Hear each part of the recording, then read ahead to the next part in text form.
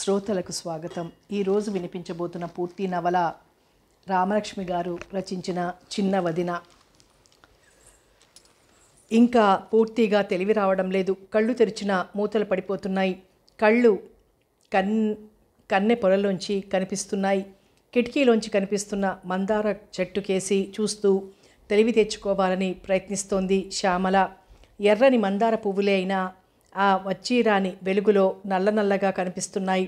ఎన్ని పిచ్చుకలున్నాయో కానీ ఊరేగిరిపోయేలా గోల చేస్తున్నాయి.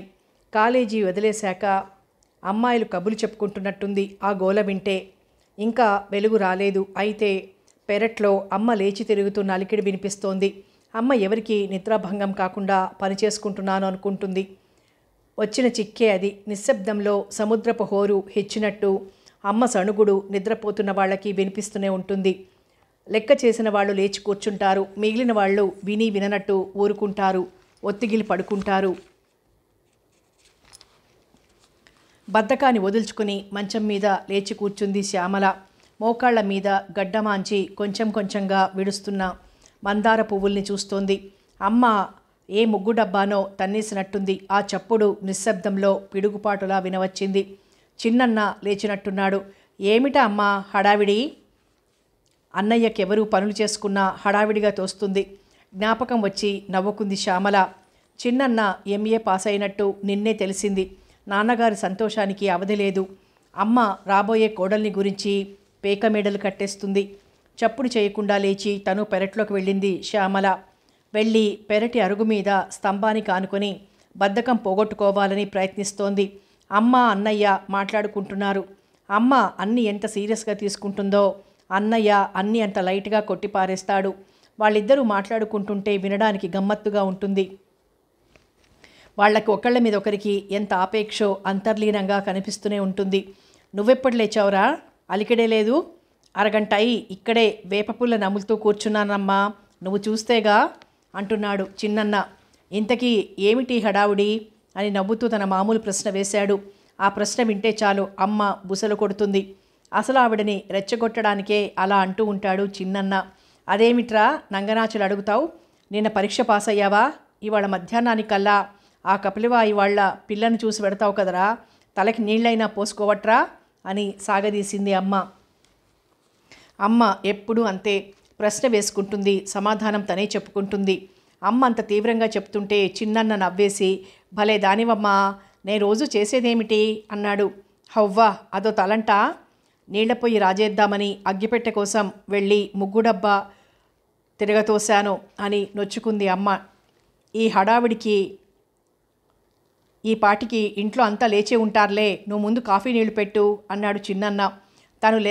తను లేపకపోతే ఎవ్వరూ నిద్రలేవరని అమ్మ గట్టి నమ్మకం. లేవలసిందే, అంత కుంభకర్ణుడి తోబుట్టువులు. అయినా నాకు తెలియక అడుగుతాను, సూర్యుడు కళ్ళల్లో పొడుస్తుంటే నిద్రలా వస్తుందిరా? చిన్నన్న లేచి నూతి చప్టా దగ్గరికి వెళ్ళాడు. పెరట్లో బాదం చెట్టు ఆకుల్లోంచి ఇంకా బాగా వెలుతురు పడడం లేదు నేల మీదికి. నువ్వు మరీనమ్మా, ఇంకా వెలుతురే రానిదే, ఎండెక్కడిది? ఈ సమర్థింపులంటే అమ్మకి ఒళ్ళు మంట. నీ సమర్థించడానికేంలే, నీ పెళ్ళాం వచ్చాక నువ్వేం ఉద్ధరిస్తావో, ఈ కంటికి రెప్పలు దూరం కావుగా అనుకుంటూ అమ్మ వంట ఇంట్లోకి వెళ్ళబోయింది. అంతా ఉలిక్కి పడేలా నాన్నగారు ఒక్క కేక వేశారు. ఏమేవ్, పందుం పుల్ల తెస్తానని అదే పోవడం పోయావు అంటున్నారు. నాన్నగారు ఏమడిగినా దానికి బదులు ఇంకో దానికి చెప్తుంది అమ్మ సమాధానం.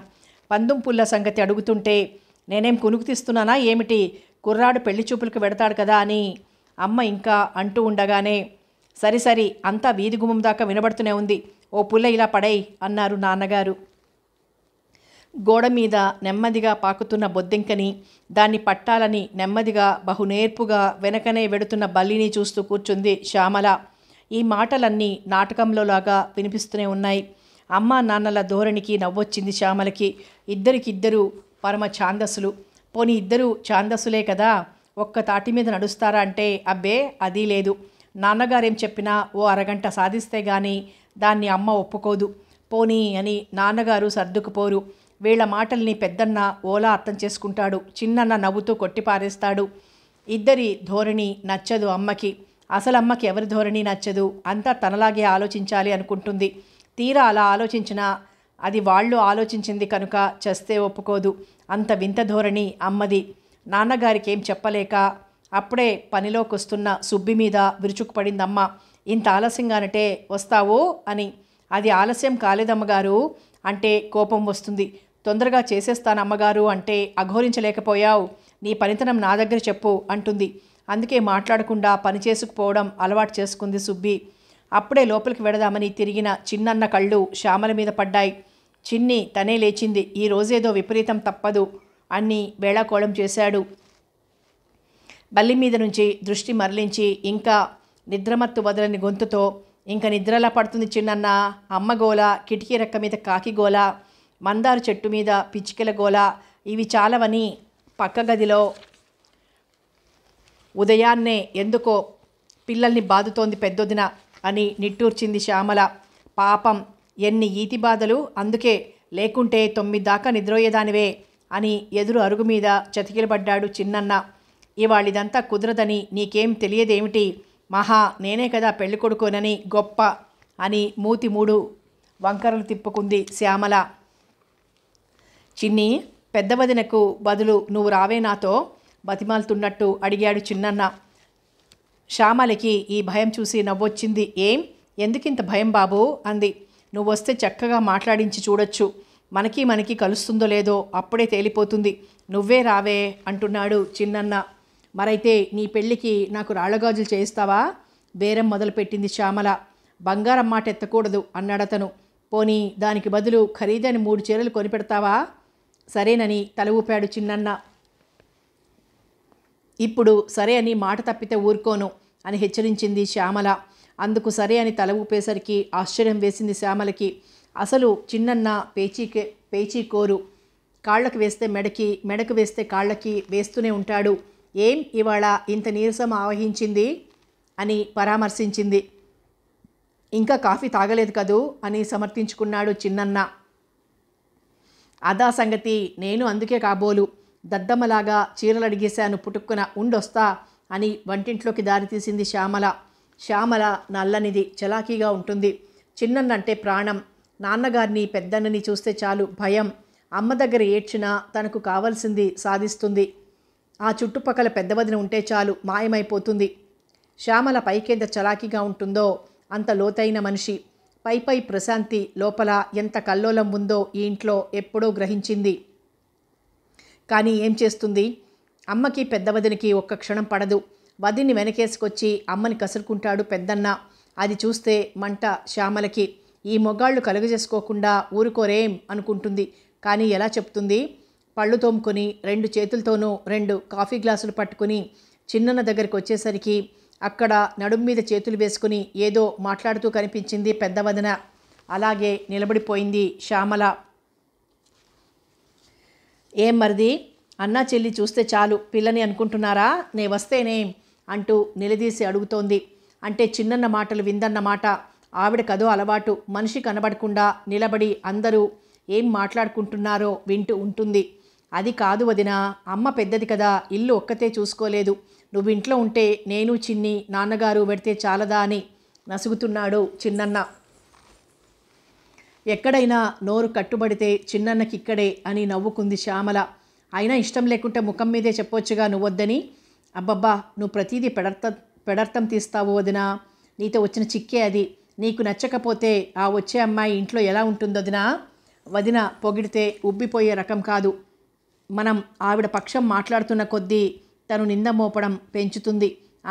అక్కడికి నా ఇష్టాలతోనే ఇల్లు నడుస్తున్నట్టు తెలియక అడుగుతాను కానీ, వేరేంటి కాపురానికి నాకు మీ అమ్మకు నచ్చడం దేనికి? నీకు నచ్చితే చాలుగా అని ఈసడించింది పెద్దవదిన. శ్యామల ముందుకొచ్చి ఒక కాఫీ గ్లాస్ అన్న చేతికి అందించింది. తనోటి తాగుతూ గోడకి చేరబడి కూర్చుంది. కాఫీ ఓ గుటకేసి, వేరే ఇల్లు కాపురం అంటున్నావు? నాకెలాంటి ఉద్దేశాలు లేవు అన్నాడు చిన్నన్న. అన్నమాట పూర్తి కాలేదు, మధ్యలోనే అందుకుంది వదిన. ఇలాంటి వాళ్లే పెళ్ళయ్యాక పెళ్ళాం కొంగులు పట్టుకు తిరుగుతారు. బస్తీలో పుట్టి పెరిగింది, పైగా నీతో సమంగా చదువు కూడా వెలిగించింది.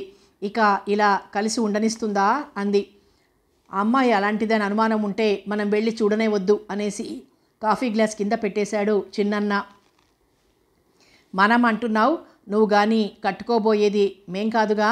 అయినా తెలియక అడుగుతాను కానీ మా అందరికీ నచ్చకపోయినా నీకు నచ్చితే మాన్తావా నువ్వు? వేళాకోళంగాను వ్యంగ్యంగాను అడిగింది పెద్ద వదిన. ప్రతిదీ ఇలా చేస్తుందేమిటి అనుకుని మాట్లాడకుండా ఊరుకుంది శ్యామల. అది చూస్తాం కదూ అంటూ లేవబోయాడు చిన్నన్న. అంతలో శాస్త్రన్నయ్య వచ్చాడు. చూసారటండి మీ తమ్ముడు ఏమంటున్నాడో అంటూ అటు మళ్ళించింది వదిన.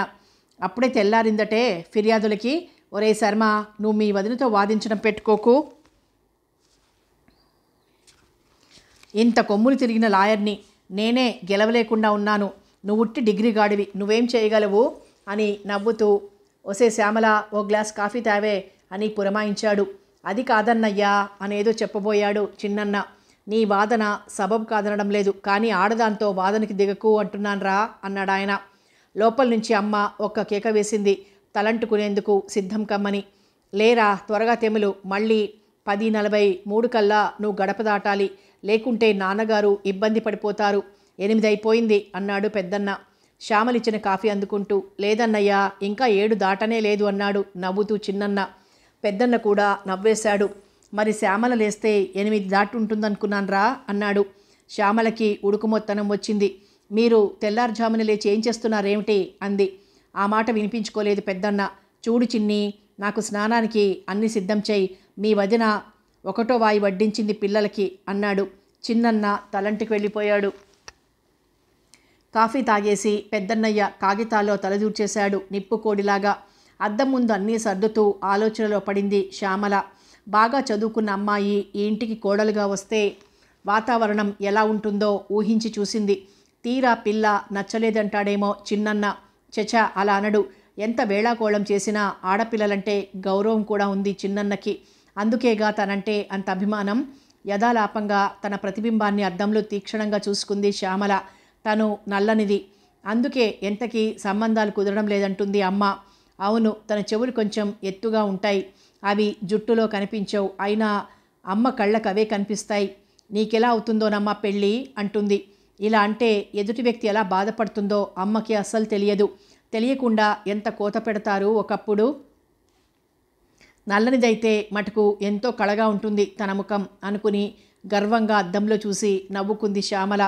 పెళ్లి కూతురు ఎలా ఉంటుందో చదువుకున్న అమ్మాయి గర్వంగా మాట్లాడుతుంది కాబోలు, లేకుంటే అసలు మాట్లాడదో మరి. అయినా తినబోతూ ఈ రుచులెందుకు అని త్వరగా తెమలాలని తన గదిలోకి వెళ్ళింది శ్యామల. త్వరగా తెమలాలి అనుకున్న కొద్దీ కాలం త్వరగా పరిగెడుతోంది. 9 దాటిందో లేదో అరుగు మీద కూర్చున్న నాన్నగారు కారాలు మిరియాలు నూరుతున్నారు, అంతా సిద్ధంగా లేరని. చిన్నన్న చక్కగా కడిగిన ముత్యంలాగా ఉన్నాడు. తెల్లగా లాల్చీ పైజామా వేసుకుని పొట్టి జుట్టు పైకి దువ్వుకున్నాడు. మందార చెట్టు దగ్గర పచాలు చేస్తుంటే కిటికీలోంచి చూసింది శ్యామల. ఇంకా ఎంతసేపు శ్యామల అని కేక వేసింది అమ్మ. కేక వెంటనే అమ్మ లోపలికొచ్చింది. చిట్టి కోడలు అలిగినట్టుంది, పెద్దాడు బ్రతిమాలుతున్నాడు. అయినా ఆడదానికంత అతిశయమా అంటున్న తల్లిని వారించింది. గట్టిగా అరవకమ్మా, మళ్ళీ ఇంకో రాద్ధాంతం. లేకుంటే ఏమిటే, ఇన్నాళ్లకి వాడు పెళ్లి కొప్పుకుంటే నేను ఉబ్బిపోయాను కదా. సర్లెద్దు, ఓ క్షణం ఊరుకుంటే పెద్దన్న ఎలాగో ఆవిడ గారిని ఒప్పించి పంపుతాడు అంది శ్యామల. ఈవిడ గారు ఎన్నికుంటే గాని ఈసడించి పారేసింది అమ్మ. ఇటు అమ్మ సర్దుకుపోదు, అటు వదిన అసలే సర్దుకుపోదు. ఈ ఇంట్లో వారి మధ్య నలిగిపోవడం తప్పించి మిగిలిన వారికి దారి లేదు. అబ్బబ్బా, ఎందుకమ్మా నోరు పారేసుకుంటావు? లేకుంటే ఏమిటే, అరగంటై పట్టుచీర కట్టుకో, నగలు పెట్టుకో అంటూ ఒక్కసారి గదమాయిస్తే ఇట్టే లేచును కదా, ఉట్టి నాన్పుడు అని అమ్మ బయటికి నడిచింది. నువ్వు చీర సింగారించేసరికి అన్నట్టు చేయకు తెములు అంది వెళ్ళిపోతూ. నాకేం ఆలస్యం లేదమ్మా, ఇదిగో జడలేసుకొని బొట్టు పెట్టేసుకుంటాను, అంతే రెడీ అంది శ్యామల. నా తల్లి అంతా తరువాయిగానే ఉంచుకుని నాదేం ఆలస్యం అంటున్నావు అని బుగ్గలు నొక్కుందమ్మ. ఇంతట్లో వదిన లేచింది. చక్కని పట్టుచీర కట్టుకుని వడ్డాణం దగ్గర నుంచి నగలన్నీ పెట్టుకుంది. అంతా తెమిలి వీధిలోకి వచ్చేసరికి 10:30 దాటింది. నాన్నగారు ముహూర్తం కోసం గడియారం మీదే కళ్ళుంచారు. పదండ్రా అన్నారాయన. అంతా యాంత్రికంగా మెట్లు దిగి వీధిలోకి వచ్చారు. నాన్నగారు పెద్దన్నయ్య ముందు కూర్చున్నారు. అన్నయ్య డ్రైవ్ చేస్తాడు. వెనక సీట్లో ముందు వదిన, తర్వాత శ్యామల, ఓ చివరగా చిన్నన్న కూర్చున్నారు. 10 మైళ్ళ దూరంలో ఉన్న పట్నం వైపు ప్రయాణమైంది. ఎలాగైనా ఈ సంబంధానికి ఒప్పుకుంటే కొడుక్కి కొండ మీద పెళ్లి చేస్తానని మొక్కుకుంది. వెనక్కి ఉండిపోయిన తల్లి ఇంకా వాళ్ళు తిరిగి వచ్చేదాకా పని లేదని వంటింట్లో నడుం వాల్చింది. కొత్త కోడలు వస్తే ఇల్లు ఎలా ఉంటుందో ఊహించుకుంటూ కులుకు తీస్తోంది. పల్చని 2 పాదాలు మాత్రమే కనిపిస్తున్నాయి. అమ్మాయి అక్కడే నిలబడి ఉంది. తెరలోంచి కనిపిస్తున్న బొమ్మలాంటి ఆ విగ్రహం చక్కగా ఎర్రని చీర కట్టుకుంది. పాదాల చుట్టూ జరీ అంచు వింత కెరటాలలాగా ఉంది. శ్యామలకి ఇట్టే నచ్చిందా తీరు. నాన్న, ఈ కాఫీలు పట్టుకెడతావా? నెమ్మదిగా పిలిచింది. అమ్మాయి మాట కోసం ఎదురు చూస్తున్న నాన్నగారు అటు చూశారు. పిల్ల తండ్రి లేచి నిలబడ్డారు. పర్వాలేదు, నువ్వు తీసుకురామ్మా, అంతా మనవాళ్లే ఇక్కడ అని భరోసా ఇస్తున్నారాయన. కట్టెను తొలగించుకుని రాబోయింది, కానీ చేతిలో ట్రే అడ్డంగా ఉంది. నేను ఇస్తాలే, నువ్వు వచ్చి కూర్చోవమ్మా అని లేచి వెళ్ళి ట్రే అందుకుంది వదిన. అందరికీ తలో గ్లాసు ఇచ్చి వచ్చి పెళ్లి కూతురు పక్కన కూర్చుంది. సిగ్గుతో ఎర్రబడ్డాయి ఆ అమ్మాయి చెక్కిళ్ళు. ఆ సమయంలో పాపం ఆ అమ్మాయి నిస్సహాయత తలుచుకుని జాలిపడింది శ్యామల. తల్లి లేదు, అన్నీ తనే చూసుకోవాలి. తనే ఇలాంటి పరిస్థితిలో ఉంటే కాలు కదిపితే కందిపోతానని కూర్చోబెట్టేది అమ్మ. తనని ఇలా చూసుకుంటూ తలుచుకుంటేనే శ్యామలకి సిగ్గు ముంచుకొచ్చింది. ఆడపిల్ల అంటే అదో రకం అలుసు. నాన్నకని సన్నిగా నవ్వుకుంటూ వదిన వెనకనే వెళ్ళి అందరితో పాటు హాల్లో కూర్చుంది శ్యామల. నిరాడంబరంగా అలంకరించి ఉన్న ఆ గది ఎంతో హుందాగా ఉంది. పొందికగా ఓ పక్క పుస్తకాల వరుసలు, పత్రికలు అమర్చి ఉన్నాయి. కిటికీలోంచి వస్తున్న గాలికి ఎగిరి అందంగా లేచిపడుతున్నాయి తెల్లని తెరలు. కిటికీకి అవతల ముద్దమందారాలు తెగ పూచాయి. తమ ఇల్లు, తమ మందార చెట్టు, అక్కడ అన్నయ్య పచార్లు అన్నీ జ్ఞాపకం వచ్చి నవ్వింది శ్యామల. ఎందుకన్నట్లు చూసింది వదిన.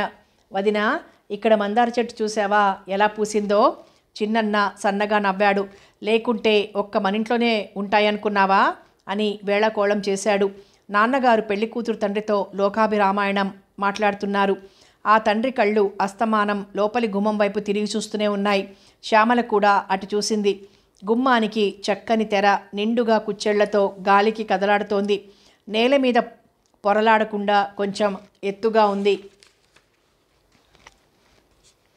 రండి రండి, నమస్కారం బావగారు. ఏది అక్కగారిని తీసుకురాలేదేం? 2 పక్కలకి ఆవిడ పెద్ద దిక్కు కదా. ఆతృతతో ఆహ్వానిస్తున్నారు పిల్ల తండ్రి. పాపం నిన్న రాత్రి నుంచి నిద్రలేనట్టు పీక్కుపోయి ఉంది ఆయన ముఖం. యథాలాపంగా నాన్నగారి ముఖంలోకి చూసింది శ్యామల. సరదాగా నవ్వుతూ మెట్లెక్కుతూనే సమాధానం చెప్తున్నారు నాన్నగారు. ఇంట్లో హమేషా ఎవరో ఒకరు ఉండి తీరాలి. ఇదిగో కోడలు అమ్మాయి వచ్చారుగా, వీడు అబ్బాయి శర్మ, వీడు పెద్దవాడు శాస్త్రి. ఇదిగో శ్యామల, పెళ్ళికి ఉన్నది ఒక్కతే అంటూ పరిచయాలు పూర్తి చేశారు. రండమ్మా, లోపలికి రండి. ఈ ఇంటి ఆడదిక్కు నా కూతురు ఒకరితే. ఈ ఇల్లు మీదిగానే భావించుకొని మా లోపాలు మన్నించాలంటూ దారి తీశారు లోపలికి. అమ్మాయి లక్ష్మి, రామ్మా, ఇలా రా అంటూ పిలిచారు. ఆయన కంఠస్వరంలో తొణికిసలాడిన మార్దవానికి ఆశ్చర్యపడింది శ్యామల. నాన్నగారు ఎంత ప్రేమతో పిలిచినా కాఠిన్యపు జీర కనిపిస్తూనే ఉంటుంది. అక్కడంతా ఏదో మాట్లాడుతూనే ఉన్నా శ్యామల పక్కగా తిరిగి కూర్చున్న పెళ్లి కూతురి వైపే చూస్తూ చక్కగా చెక్కిన బొమ్మలాంటి శరీరం, టీవీగా కూర్చునే తీరు చూసి అప్రయత్నంగా తను నడుం నిలబెట్టి కూర్చుంది శ్యామల. గూని వస్తుందని అమ్మ ఎన్నిసార్లు తిన్నగా కూర్చోవే అని చెప్పుంటుందో. పెరట్లో పూచిన మందార చెట్టులాగా ఉందా అమ్మాయి.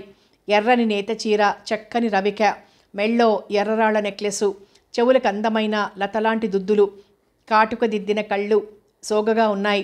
చక్కగా వంపు తిరిగిన కనుపాపలు, తీర్చినట్టున్న కనుబొమలు, చెవులు సగం కప్పేస్తున్న వదులాటి జడ ఎంత అందంగా ఉంది అనుకుంది శ్యామల.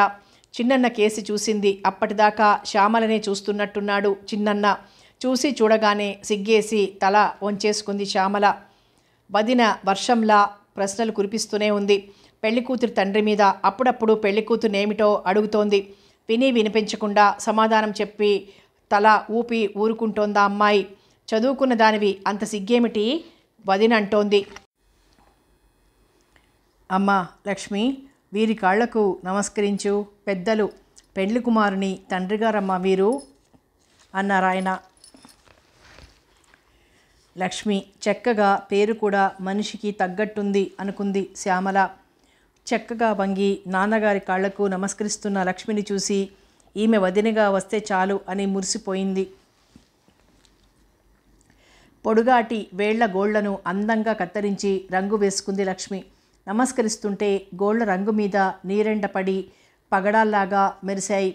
చిన్నన్న చూసి చూడనట్లు చూశాడు లక్ష్మిని. అమ్మ దొంగ, ఇంటికి రా, నీ పని చెప్తాననుకుంది శ్యామల. శీఘ్రమే కళ్యాణ ప్రాప్తిరస్తు అని శాస్త్రయుక్తంగా దీవించారు నాన్నగారు. ఆయన ముఖం చూస్తేనే చాలు అమ్మాయి నచ్చిందని తెలిసిపోతోంది. అమ్మాయి ఏం చదివిందన్నారు రామనాథం గారు అని అడిగారు కుర్చీలో చేరబడి కూర్చుంటూ. ఎంఏ తొలి సంవత్సరం చేసింది. 2వ ఏడు జరుగుతుంటే తల్లిపోయింది. ఆ బెంగలో ఇక చదవనంది. అది పోయాక ఏ ఇంటికి ఆడదిక్కు మగదిక్కు అమ్మాయే అన్నారు రామనాథం గారు. పోనీలేండి, చదువుకి అంతమెక్కడా, ఆడపిల్లలకి పని పాట చేతనవడం ప్రధానం కానీ అన్నారు నాన్నగారు. అమ్మాయికి సంగీతం వచ్చా వదిన అడిగింది. నవ్వుకుంది శ్యామల. పెద్ద వదిన పెళ్లికి హార్మోనీ వాయించడం నేర్చుకుంది. ఇప్పటికీ ఈ సంసారంలో పడి సంగీతం మూలపడిందని, దానికన్నయ్యే బాధ్యుడని సాధిస్తూనే ఉంటుంది. సంగీతం నేర్చుకోవాలని నేర్చుకోలేదమ్మా, అయినా శ్రావ్యమైన కంఠం అని చెప్పగలను అన్నారు రామనాథం గారు. చిన్నన్నకి ఇదేం నచ్చలేదు. అవన్నీ ఇప్పుడెందుకు వదినా అంటూ సణిగాడు. హవ్వా, ఇవేం పెళ్లి చూపులా, చుట్టపు చూపులా, అన్నీ తెలుసుకోకుండా దిగడం మంచిది కాదు అంది వదిన. ఇలాంటి విషయాలు మనలో మనం అనుకోవాలి కానీ అందరితోనూ పైకంటే బాగుండదని తోచదు వదినకి. నాన్నగారికి వదిన ధోరణి నచ్చినట్టు లేదు. అవునమ్మాయి, అది మంచిదే, కానీ అమ్మ ఇప్పుడు పాడక్కర్లేదు, శ్రావ్యమైన కంఠం అంటున్నారుగా అన్నారు. అదేమిటండి అలా అంటారు? ఎవరి పిల్ల వారికి ముద్దు, కాకి పిల్ల కాకికి ముద్దు అన్నట్టు అంది తన సహజ ధోరణిలో. దీనికంతా పక్కున నవ్వారు. పెళ్లి కూతురు కూడా నవ్వకుండా ఉండలేకపోయింది. శ్యామల కేసు చూసి నవ్వింది. నవ్వుతుంటే లక్ష్మి ముఖం ఇంకా బాగుందని గుర్తించింది శ్యామల. నల్లని కనుపాపలు, తెల్లని కళ్ళు నక్షత్రాల్లా మెరిశాయి. అయినా ఈ రోజుల్లో కూడా ఇదంతా ఏమిట్లే, ఊరుకో అంది శ్యామల ధైర్యం చేసి. నేనేమంతా నాగరికం తెలియని దాన్ని కాదు శ్యామల అంటూ కోపగించుకుంది వదిన. పెద్దన్న వాతావరణం మారుతున్నట్లు పసిగట్టాడు. నాన్న, మీరు మాట్లాడండి, ఇంకా మేం లేస్తాం అన్నాడు. అదే నయంరా, మీరు బయలుదేరండి, శర్మ నేను తర్వాత వస్తాం అన్నారు నాన్నగారు. లే సుందరి అని భార్యను హెచ్చరించాడు పెద్దన్న. వెళ్ళొస్తాను అనైనా చెప్పకుండా లేచి వీధిలోకి వచ్చేసింది వదిన. శ్యామల విని వినిపించకుండా వెళ్ళొస్తాను అంది లక్ష్మితో. లక్ష్మి లేచి నిల్చుని తన చేతుల్లోనికి శ్యామ 2 చేతులు అందుకుంది. ఆప్యాయంగా నొక్కింది. అంతే, ఒక్క మాటైనా మాట్లాడుకోకపోయినా ఆ క్షణం నుంచి వారిద్దరి మధ్య అనుబంధం ఏర్పడింది. వీధిలో కాలు పెట్టగానే ప్రారంభమైంది తుఫాను. వదిన వాగ్ధాటి. ఎర్రగా బుర్రగా ఉందని చూడగానే ఒప్పేసుకుంటే తర్వాత అఘోరించాలి అంది. నా పెళ్లి చూపులకి జ్ఞాపకం లేదటండి. మీ అమ్మగారు అటు ఇటు నడిపించారు, చేతి గోళ్ళ దగ్గర నుంచి పరీక్షించారు, పాట పాడించారు చెప్పుకుపోతోంది వదిన. అవునే, అప్పుడు నువ్వు 14 ఏళ్ల పిల్లవి, నాకింకా డిగ్రీ కూడా రాలేదు. అది మర్చిపోతే ఎలా? ఈ అమ్మాయి చదువుకున్నది, వయసులో పెద్దది, తెలిసి తెలియని వయసులో పాడించిన ఆడించిన అందం అంటూ కారు వేగం హెచ్చించాడు పెద్దన్న. చదివి వెలగబెట్టగానే సరేమిటి, ఏ పుట్టలో ఏ పాముందో అని నిట్టూర్చి కారులో చేరపడి కూర్చుంది వదిన. అప్పుడే గుర్తించినట్టుంది శ్యామల ముభావంగా కూర్చుని ఉండడం. ఏం శ్యామల, నీకు నచ్చిందా? కదిలించాలని శ్యామలను అడిగింది. అంత అందంగా నాజూగ్గా సభ్యతతో ఉన్న అమ్మాయి ఎవరికి నచ్చదు వదిన? నాన్నగారికే నచ్చినట్టు అంది ఎంతో సంతోషంతో శ్యామల. పట్నం పొలిమేర దాటి కారు తమ ఇంటికి వచ్చేస్తోందని అప్పుడే గుర్తించింది శ్యామల. అప్పుడే వచ్చేసామే అంది ఆశ్చర్యంగా. అవునే, మిమ్మల్ని దింపేసి వెళ్ళి నాన్నగారిని ఎక్కించుకొని వస్తాను అంటూ ఇంటి ముంగిట కారాపాడు పెద్దన్న. ఏమీ తోచక పక్కన ఉన్న పత్రిక తిరిగేస్తూ కూర్చుంది లక్ష్మి. అదే పని ప్రారంభించాడు శర్మ. అయినా మనస్సు పదే పదే అమ్మాయిని చూడమంటోంది. ఒక్కగానొక్క కూతురు. ఈ ఇల్లు ఓ అరెకరాల మాగాణి ఉంది. వాళ్ళమ్మ నగలో 25 కాసులుంటాయి. అంతా దానిదే. ఈ తల్లి లేని దాన్ని మీ కడుపులో దాచుకుంటారన్న ఆశ నన్ను నిలబెట్టింది. మీకంతగా చెప్పాలా అంటున్నారు రామనాథం గారు. నాన్నగారు ఇంత డీలాపడి మాట్లాడడం ఎప్పుడూ వినలేదు లక్ష్మి. తల్లి లేని లోటు, నాన్నగారి తాపత్రయం అంతా కళ్ళ ముందోసారి కదిలాయి. ఎంత ఆపుకుందామన్నా దుఃఖం ఆగింది కాదు. చదువుతున్న పత్రిక అక్కడే పెట్టేసి లోపలికి వెళ్ళిపోయింది లక్ష్మి. కన్నీటి బొట్లు పడి కాగితంలో అక్కడ అక్షరాలు సరిగ్గా కనిపించడం లేదు. ఆ పత్రిక అందుకున్నాడు శర్మ. మీరంత బాధపడకూడదు. అబ్బాయి కట్నం పెళ్లి చేసుకోడు. పిల్ల నచ్చితే చాలు. అందుకేగా వాణ్ణి ఉండమన్నాను. అన్నీ ఇప్పుడే తేల్చుకోవాలని. ఏరా శర్మ పిలిచారు నాన్నగారు. శర్మకి ఎలా ప్రారంభించాలో తెలియలేదు. సరిగ్గా పరిచయమైనా లేని అమ్మ మీద తన అభిప్రాయ ప్రకటన ఏమిటి అనుకున్నాడు. కానీ ఆ అందమైన చేతులు తన్నెప్పుడో బంధించాయి. నాకేం అభ్యంతరం లేదు నాన్న, కానీ పట్నానికి అలవాటు పడ్డ అమ్మాయి మన ఊళ్ళో ఉండగలదా? అలాంటి చోట ఏం తోస్తుంది? తనని ప్రశ్నించుకున్నట్టు అడిగాడు శర్మ. అదేమిటోయ్ అలా అంటావు? భర్త వెంట ఉండటానికి తోచడం ఏమిటి? ఇక్కడైనా అమ్మాయికంతా బయటికి వెళ్ళే అలవాట్లేదు. దానిదంతా తల్లి తరహా. అయినా అమ్మాయిని కూడా ఓ మాట అడగడం మన ధర్మం. ఇదేం శారదా బిల్లు నాటి పెళ్ళిళ్ళు కావు కదా. మిగిలిన విషయాలు ఎలా ఉన్నా అమ్మాయికి నచ్చితే స్థిరం చేసుకుందాం అన్నారు నాన్నగారు. హమ్మయ్యా అనుకున్నాడు శర్మ. అవును, తీరా అమ్మాయికి ఇష్టం లేకుంటే ఇబ్బందే. అమ్మాయి లక్ష్మి పిలుస్తున్నారు రామనాథం గారు. గుమ్మంలో నిలబడే ఏం నాన్న అంది లక్ష్మి. గుమ్మం దగ్గరికి వెళ్ళి తెర తొలగించారు. కాటుకంతా కరిగి ఎర్రబడ్డ కళ్ళతో తల వంచి నిలిచింది లక్ష్మి. ఏం తల్లి, నీకు ఇష్టమైతే సరే, లేకుంటే చెప్పు ఎంతో బుజ్జగిస్తున్నట్లు అడిగారు రామనాథం గారు. కూతురికి ఎంత స్వతంత్రం ఇస్తున్నారు అనుకున్నాడు శర్మ. తీరా అమ్మాయి నాకు నచ్చలేదంటే? ఆత్రంగా అమ్మాయి సమాధానం కోసం ఒళ్ళంతా చెవులు చేసుకున్నాడు శర్మ. చాలా స్పష్టమైన కంఠంతో నీకిష్టమైతే నాకిష్టమే నాన్న అంది. అలా అంటే ఎలాగా? యావజ్జీవం వాడితో కాపురం చేయవలసింది నువ్వు. అయినా వాడు పట్టణానికి దగ్గర ఉన్న ఇక్కడ ఇంట్లో ఉండడు. ఊళ్ళో పొలాల దగ్గర ఉండాలని వాడి కోరిక. ఇంత చదువుకున్న వాడికి ఉద్యోగం మీద కంటే వ్యవసాయం మీదే మోజెక్కువ చెప్పారు శర్మ నాన్నగారు. అమ్మాయి తలెత్తి ఓసారి చూసి ఊరుకుంది. అవునమ్మా, పెద్దవాడు కోర్టుకి వస్తూ పోతూ ఉండడానికి మరీ అంత దూరం కాకుండా ఇక్కడున్నాం. నేను పెద్దవాణ్ణైపోతున్నానా? పొలాలు బాధ్యతగా చూడకపోతే లాభం లేదు. అంచేత వాడు అక్కడుండక తప్పదు అంటూ సమర్థించారు. నీ అభిప్రాయం చెప్పమ్మా, పర్వాలేదు అన్నారు రామనాథం గారు. నాకెక్కడైనా పర్వాలేదు నాన్న అంది లక్ష్మి. నాన్నగారికి ఆ అమ్మాయి పూర్తిగా నచ్చింది, దాంట్లో సందేహం లేదు అనుకున్నాడు శర్మ. ముహూర్తం త్వరలో పెట్టించండి. వీడు ఎంతకాలానికి పెళ్లికి సుముఖుడు కాకపోవడంతో వీడికి పెళ్ళంటూ అయితే తిరుపతిలో చేస్తానందట మా ఆవిడ. అంచేత వివాహం అక్కడ జరిపిద్దాం, అంతా మీ ఇష్టం అని బయలుదేరే ముందు చెప్పేశారు నాన్నగారు. ఆనందంతో రామనాథం గారి ముఖం విప్పారింది. గేటు దాటి బయటకు వచ్చేస్తూ వెనక్కి తిరిగి చూశాడు శర్మ. మందార చెట్టుకేసి తదేక దృష్టితో చూస్తున్న లక్ష్మి కనిపించింది. దారిలో అన్నారు నాన్న, ఒరేయ్ పిల్ల నీకు బాగా నచ్చినట్టేనా? మాట ఇచ్చి తప్పడం బాగుండదు. అమ్మ భాషలో చెప్పాలంటే సంసారపక్షంగా బాగానే ఉంది అన్నాడు నవ్వుతూ శర్మ. అయితే పెళ్ళి త్వరలో అయిపోతే కోతల రోజులకంతా నువ్వు ఊళ్ళో స్థిరపడొచ్చు తనలో తానుగా అన్నారు నాన్న. అయినా వదినకేమంత నచ్చినట్టు లేదు నాన్న నసిగాడు శర్మ. తోటి కోడలతో కాదురా అమ్మాయి కాపురం. అయినా నువ్వు మీ వదినని ఇంకా అర్థం చేసుకోలేదు అన్నారు నాన్న. ఇంతట్లో అన్నయ్య తిరిగొస్తున్నాడు. దారిలోనే కారాపి ఎక్కించుకుని ఇంటి ముఖం పట్టాడు. తల్లికి నడుం పడుతూ విశేషాలు చెప్తోంది శ్యామల.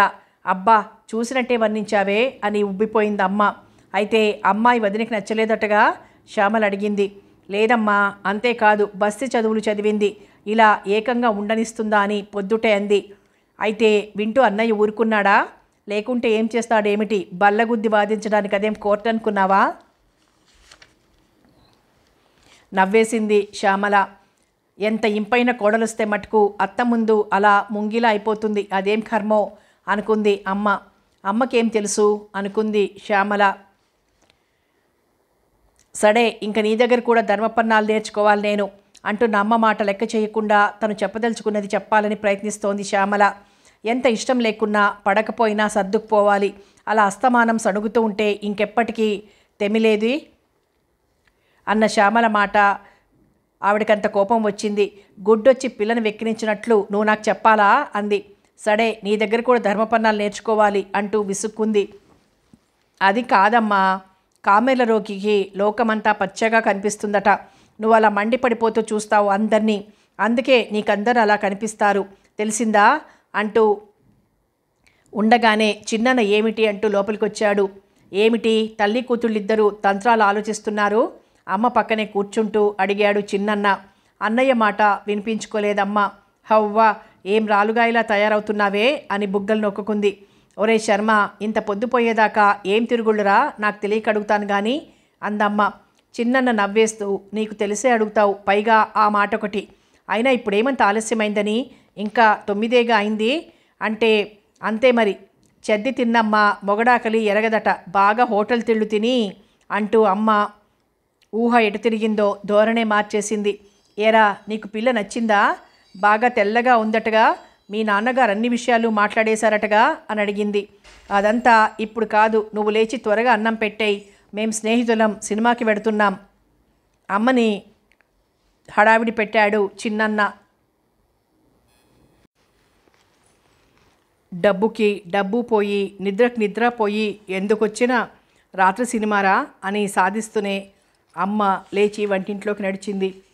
ఇంకెన్నాళ్లే అమ్మా, ఈ అయ్యగారి ఆట కట్టడానికో 10 రోజులే వ్యవధి అని అన్నని వెక్కిరించి అమ్మ వెంట నడిచింది శ్యామల. ఏం అడిగినా ఆ ఊ అంటూ సమాధానం చెప్తారు. మీ నాన్న నువ్వేమో ముంగిలా ఊరుకుంటావు. పెద్దాడు సరే సరి, ఆవిడేమనుకుంటుందో అని మాటే పెగలడు. ఎటొచ్చి ఈ చిన్నది మిగిలింది రవంత సంగతులు నా చెవిన వేయడానికి. నాకేం తెలియకూడదనా అన్నది వడ్డిస్తూ అమ్మ. చిన్నన్న ఓసారి శ్యామల ముఖంలోకి చూసి నవ్వాడు. రవంత కొండంత చేస్తుంది లేవే చిన్నది. ఏమే శ్యామల, అమ్మకన్నీ చెప్పావా? శకుంతలను చూసిన దుష్యంతుడిలాగా నువ్వలా మ్రాన్పడి నిలబడిపోయావు. నేను నీళ్లు జల్లితే గాని నీ ముఖానికి తెలివి రాలేదు. అన్నీ చెప్పానులే అంది వేళాకోళంగా. గొప్ప పనిచేశావు అని భోజనం తొందరగా ముగించి అర్జెంటుగా తిరిగి వెళ్ళిపోయాడు చిన్నన్న. 10 రోజుల్లో ముహూర్తం పెట్టించినట్టు ఉత్తరం వచ్చింది ఉదయాన్నే. అప్పటినుంచి ఏ ఒక్క పని తోచడం లేదమ్మకి. ఉట్టినే హడావిడి పడిపోతుంది. ఎవ్వరూ తనకేం చెప్పరని బాధపడిపోతుంది. ఏం చెప్పాలో తెలియలేదు శ్యామలకు. పెళ్ళికేమంత హడావిడి అయినా తిరుపతిలో పెళ్ళికి ఇక్కడ నుంచే ఏం పట్టుకెడతాం, డబ్బిస్తే అక్కడ అన్నీ దొరుకుతాయి అంటారు నాన్నగారు. అది నచ్చదమ్మకి.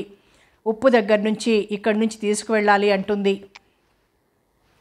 చిన్నన్న సినిమాకు వెళ్ళిపోయాడు. పెద్దన్న ముందు హాల్లో కాగితాలు చూసుకుంటున్నాడు. వదిన పిల్లలు పడుకున్నారు. అమ్మ మంచినీళ్ళ చెంబు నాన్నగారి తలపక్కగా పెడుతూ సగం స్వగతంగా మాట్లాడుతోంది. కిటికీలోంచి కనిపిస్తున్న ఆకాశాన్ని, నక్షత్రాలని, చీకటిలో నల్లగా కనిపిస్తున్న మందార చెట్టు కొమ్మలని చూస్తూ తనకే తెలియని విషయాల గురించి ఆలోచిస్తున్న శ్యామలకి అమ్మ గొంతుక గమ్మత్తుగా వినిపిస్తోంది. పెద్దవాడిదో దారైందా, శర్మగాడి పెళ్లితో సగం భారం తీరుతుంది.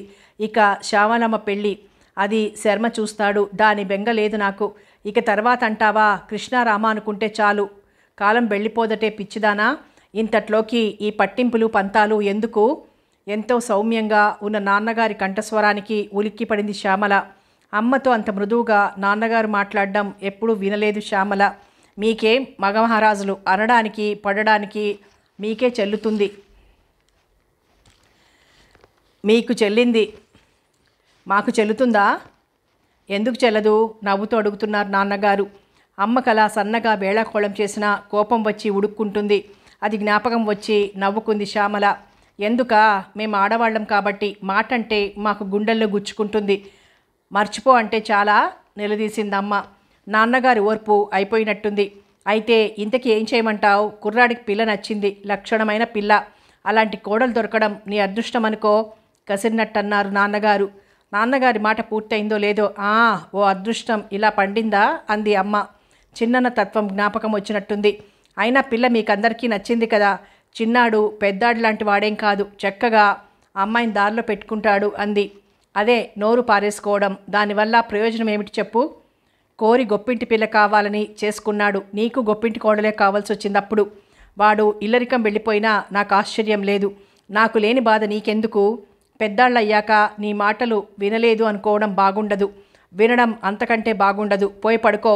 రేపటి నుంచి నీకంతా హడావిడేగా. అక్కడితో మాట్లాడడం చాలన్నట్టు తేల్చిపారేశారు నాన్నగారు. అంతేలేండి, ఎన్నో ఆశలతో పిల్లల్ని పెంచుకుంటాం. పెళ్ళాలొచ్చాక అమ్మ ముఖం అమావాస్య. అయ్యో, మనల్ని కన్నతల్లి అనుకుంటారా? మన కోసం ఎంత కష్టపడింది అనుకుంటారా? వాళ్ళ లోకమే వేరు. ఇదిగో అక్కడే పెట్టాను మంచినీళ్ళు, తిరగతోస్తారు జాగ్రత్త. అమ్మ లేచి వీధి తలుపు చేరవేసింది. వానాకాలం కానీ వరదకాలం కానీ నాన్నగారు అరుగు మీదే పడుకుంటారు. మాటలు వింటూనే నిద్రలో కొరిగింది శ్యామల. చిన్నన్న కంటే తనే రాబోయే వదిన గురించి కలలు కనటం ప్రారంభించింది. రేపు రాత్రి వివాహం అనగా అంతా పెళ్లి కూతురి ఇంట్లో చేరడం జరిగింది. రామనాథం గారి తరపు చుట్టాలంతా వచ్చారు. శ్యామల స్నేహితురాళ్ళిద్దరూ, చిన్నన్న స్నేహితులు కొందరు, పెద్దన్న కుటుంబం అంతా ఒకటే హడావిడి. వండేవాళ్లు వండుతుంటే తినేవాళ్లు తింటూనే ఉన్నారు. పని ప్రారంభం అవడం ముగియడం అన్నది లేకుండా ఉంది. పెళ్లికని పెద్దవదిన 2 జతల గాజులు, ఓ గొలుసు చేయించుకుంది. 2 పట్టుచీరలు కొనుక్కుంది. పిల్లలకి 4 జతల బట్టలు కుట్టించింది. నాన్నగారు అమ్మకో పట్టుచీర, శ్యామలకో పట్టుచీర తెచ్చారు. రహస్యంగా చిన్నన్న అందమైన 3 చీరలు తెచ్చాడు శ్యామలకి. తను మటుకు చక్కగా 6 జతల పైజామాలు, జుబ్బాలు కుట్టించుకున్నాడు. ఎలాగో ఊళ్ళోనేగా ఉండేది, సూట్లు కుట్టించుకుంటే దండగా అన్నాడు. అమ్మ సూటు కుట్టించుకోమంటే పెళ్లి కూతురు కళ్ళారా చూశాక అన్ని శంకలు పటాపంచలయ్యాయి. అమ్మకి ఎంత బాగుందే, దంతబొమ్మలాగా అని మురిసిపోయింది. పెళ్ళిళ్ళు కళకళలాడుతోంది. లక్ష్మి చక్కగా అలంకరించుకొని నలుగురి మధ్య తిరుగుతుంటే అమ్మ మురిసిపోతోంది. ఎంత ఇదైన పిల్లమ్మ అని. పెళ్లి కూతురు కదా, కొంచెం సిగ్గు నటించకూడదా అని మండిపడుతోంది. ఉండి ఉండి పెద్దవదిన. ఆ 24 గంటల్లో శ్యామల, లక్ష్మి ఎంతో స్నేహితులైపోయారు. ఏవేవో చెప్పుకుంటూ కిలకిలా నవ్వుకుంటూ ఒకటే కబుర్లు చెప్పుకున్నారు. చిన్నన్న రహస్యంగా పిలిచి, ఏమే శ్యామల, మీ ఇద్దరికీ ఏమున్నాయో చెప్పుకునేందుకు తెగ వాగుతున్నారు వసపిట్టల్లాగా అని అడిగాడు. అప్పటికి కిటికీ దగ్గరికి వచ్చిన లక్ష్మి చిన్నన్నను చూసి ఒక్క పరుగున లోపలికి పోయింది. నిన్ను గురించి చెప్పుకుంటున్నాం చిన్నన్న, ఏం చెప్పుకున్నామో చెప్పనా ఛాలెంజ్ చేస్తున్నట్టు అడిగింది నవ్వుతూనే శ్యామల. కిటికీ రెక్క వెనకగా నిలబడి శ్యామల అని ఆత్రంగా కేక వేసింది లక్ష్మి. చిన్నన్న నవ్వుకుంటూ అక్కడి నుంచి వెళ్ళిపోయాడు. చిన్నన్న వెళ్ళిపోగానే ఇద్దరూ పగలబడి నవ్వుకున్నారు. అంత నవ్వెందుకమ్మా, కొంచెం పెళ్లినాటికి దాచుకో అంటూ సాగదీసింది పెద్దవదిన. ముందుగానే తిరుపతిలో అన్నీ అమర్చుకోవడంతో రాత్రి ముహూర్తానికి ఆ ఉదయమే బస్సు ఎక్కారు పెళ్లివారు. అంతా ఒకటే హడావిడి, ఒకటే గోల. ఎన్నడూ ఇంతకుముందు చూసుకొని వారు కూడా ఆప్త బంధువులలా కబుర్లు చెప్పుకుంటూ నవ్వుకుంటున్నారు బస్సులో. బస్సు దారిన బస్సు నడుస్తుంటే పళ్ళు పలహారాల దారి వాటిదే. ఏం పని లేకపోతే ఆకలి ఎక్కువ వేస్తుంది కాబోలు. మాట్లాడి మాట్లాడి దవడలు రెప్పి పుట్టుతున్నాయి శ్యామలకి. ఏమిటి అనుబంధం, ఎప్పటిది స్నేహం అనుకుంది. 25 రోజుల క్రితం లక్ష్మి ఎవరో తనెవరో ఇప్పుడో నవ్వుకుంది తనలో తను. ఎందుకు శ్యామల నవ్వుతున్నావు అడిగింది పక్కనే కూర్చున్న లక్ష్మి. అబ్బే, చిన్నన్న నీవైపే చూస్తుంటేనో అంది శ్యామల. మళ్ళీ అంతా ఒకటే నవ్వు, ఒకటే గోల. చిన్నన్న ఒక్కడే తొణక్కుండా తనకేం పట్టనట్టు కూర్చున్నాడు. పైకి తెలియకుండా అతనెంతటి తీయని ఊహలతో తేలుతున్నాడో అనుకుంది శ్యామల. శ్యామలకి చిన్నన్న తత్వం కొట్టిన పిండి. అంతా గుంబనంగా సాగిస్తాడని తను అనుకోవడమే కాదు, లక్ష్మికి కూడా చెప్పింది. అందుకే పాపం పెళ్లి కొడుకుని చూసినప్పుడల్లా సన్నని నవ్వు మెరుస్తుంది లక్ష్మి పెదవుల మీద. శాస్త్రయుక్తమైన వివాహకాండ సరదాగా ఉంటుంది. అంతటిదాకా ముక్కు మొహం తెలియని అబ్బాయి అమ్మాయి ఈ తతంగమంతా అయ్యేసరికి మానసికంగా బాగా సన్నిహితులవుతారు. పీటల మీద కూర్చున్న చిన్నన్నని లక్ష్మిని చూసి అదే అనుకుంది శ్యామల. చిన్నన్న ముఖం తృప్తిగా కనిపిస్తోంది. లక్ష్మి అస్తమానం సిగ్గుపడిపోతోంది. ఎంతో అందంగా ఉంది. రాత్రి పెళ్ళి అంతా అయ్యేసరికి బాగా పొద్దుపోయింది. భోజనాలు చేశామనిపించి ఎక్కడి వారక్కడ పడుకుండిపోయారు. కానీ లక్ష్మి శ్యామల మటుకు ఒకటే కబుర్లు చెప్పుకుంటూనే ఉన్నారు. ఉదయం నుంచి తను మాట్లాడిన లక్ష్మి ఇప్పుడు ఈ కొత్త బట్టలతో, మెరిసే మంగళసూత్రాలతో, మెరిసే కళ్ళతో ఉన్న లక్ష్మి వేరు అనిపించారు. పెళ్ళైన మరుక్షణం నుంచి ఆడపిల్లలకి అదో రకం హుందాతనం వస్తుంది కాబోలు. తను ఇలాగే మారిపోతుందా శ్యామల అనుకుంది. ఉదయపు వేళ మంచి గడియలలో కొత్త కోడలు గృహప్రవేశం చెయ్యాలని నాన్నగారి నిర్ణయం. తెల్లవారుజామునే తిరుగు ప్రయాణంగా పెళ్లివారు బయలుదేరారు. ఇంకా వెలుగు పూర్తిగా రాలేదు. బస్సు వచ్చి గుమ్మంలో ఆగింది. అంతా దిగారు. చిన్నన్న పెళ్లి కూతురు తప్పించి. సుబ్బి చక్కగా నీళ్లు జల్లి ముగ్గులు పెట్టింది వాకిట్లో. పెరట్లో వంట బ్రాహ్మణులు ఉదయపు టిఫిన్లు తయారు చేస్తున్నారు. అమ్మ త్వరగా లోపలికి వెళ్ళింది. పారాణి నీళ్లతో పళ్ళెం పట్టుకొచ్చింది. దిష్టి తీసింది లక్ష్మికి, చిన్నన్నకి. పురోహితుడు మంత్రాలు వల్లవేస్తుంటే నిజంగా లక్ష్మిని చేత పట్టుకొచ్చినట్లు లక్ష్మి చేయి చేతిలో పట్టుకుని చిన్నన్న లోపలికి అడుగుపెట్టాడు. పేర్లు చెప్పించందే లోపలికి రానివ్వనంది పెద్ద వదిన. నే చెప్పిస్తాలే వదినా అని ఏం హడావిడి చేయకుండా చెప్పేశాడు చిన్నన్న. నేను లక్ష్మి వచ్చాం అని. లక్ష్మి కొంచెం సిగ్గుపడింది. అంతా ఎవరి పని మీద వారున్నారు. ఒక్క వదిన పంతం పట్టి అడ్డంగా ఉండి ఎలాగో చెప్పేసింది లక్ష్మి. హమ్మయ్య అని లోపలికి దారి తీసింది. ఇక శ్యామల గది లక్ష్మిది. అమ్మ ఎప్పుడూ నిర్ణయించింది. శ్యామల తన గదిలోకి తీసుకువెళ్ళింది లక్ష్మిని. కిటికీలోంచి మందార చెట్టు చూపిస్తూ, చూడు వదిన మా మందార చెట్టు అంది. ఇక రోజు నిద్ర లేచేసరికి నీ కళ్ళ పడుతుందది. నాకు నిద్ర లేవగానే దాన్ని చూడడం అలవాటైపోయింది అంది శ్యామల. సాయంత్రానికల్లా శ్యామల పెద్ద వదిన కలిసి లక్ష్మికి పూల జడ కుట్టారు. శ్యామల గది రూపమే మారిపోయింది. పాల నురుగు లాంటి దుప్పటితో పూల మాలలతో మంచం కొత్త హుందాతనం తెచ్చుకుంది. గదంతా అందంగా అలంకరించి ఉంది. ఇది నాగదేనా అనుకుంది శ్యామల. మరునాటి ఉదయానికల్లా రామనాథం గారు కళ్ళనీరు కుక్కుకుంటూ నాన్నగారి దగ్గర సెలవు తీసుకున్నారు వెళ్ళొస్తానని. తండ్రి గుండెల్లో తలదాచుకుని ఏడ్చింది లక్ష్మి. పర్వాలేదమ్మా, నీకిక్కడ తోడుంది, నా దగ్గరేముంది తల్లి అంటూ కళ్ళు తుడిచారు. నువ్వేడవకూడదు లక్ష్మి, సాయంత్రం షికారుగా అలా పోయి వస్తుండవచ్చు. అంత దగ్గరలో ఇల్లుంటే ఎంతో ఎంతో దూరం వెళ్ళిపోతున్నట్లు బాధపడతావేం?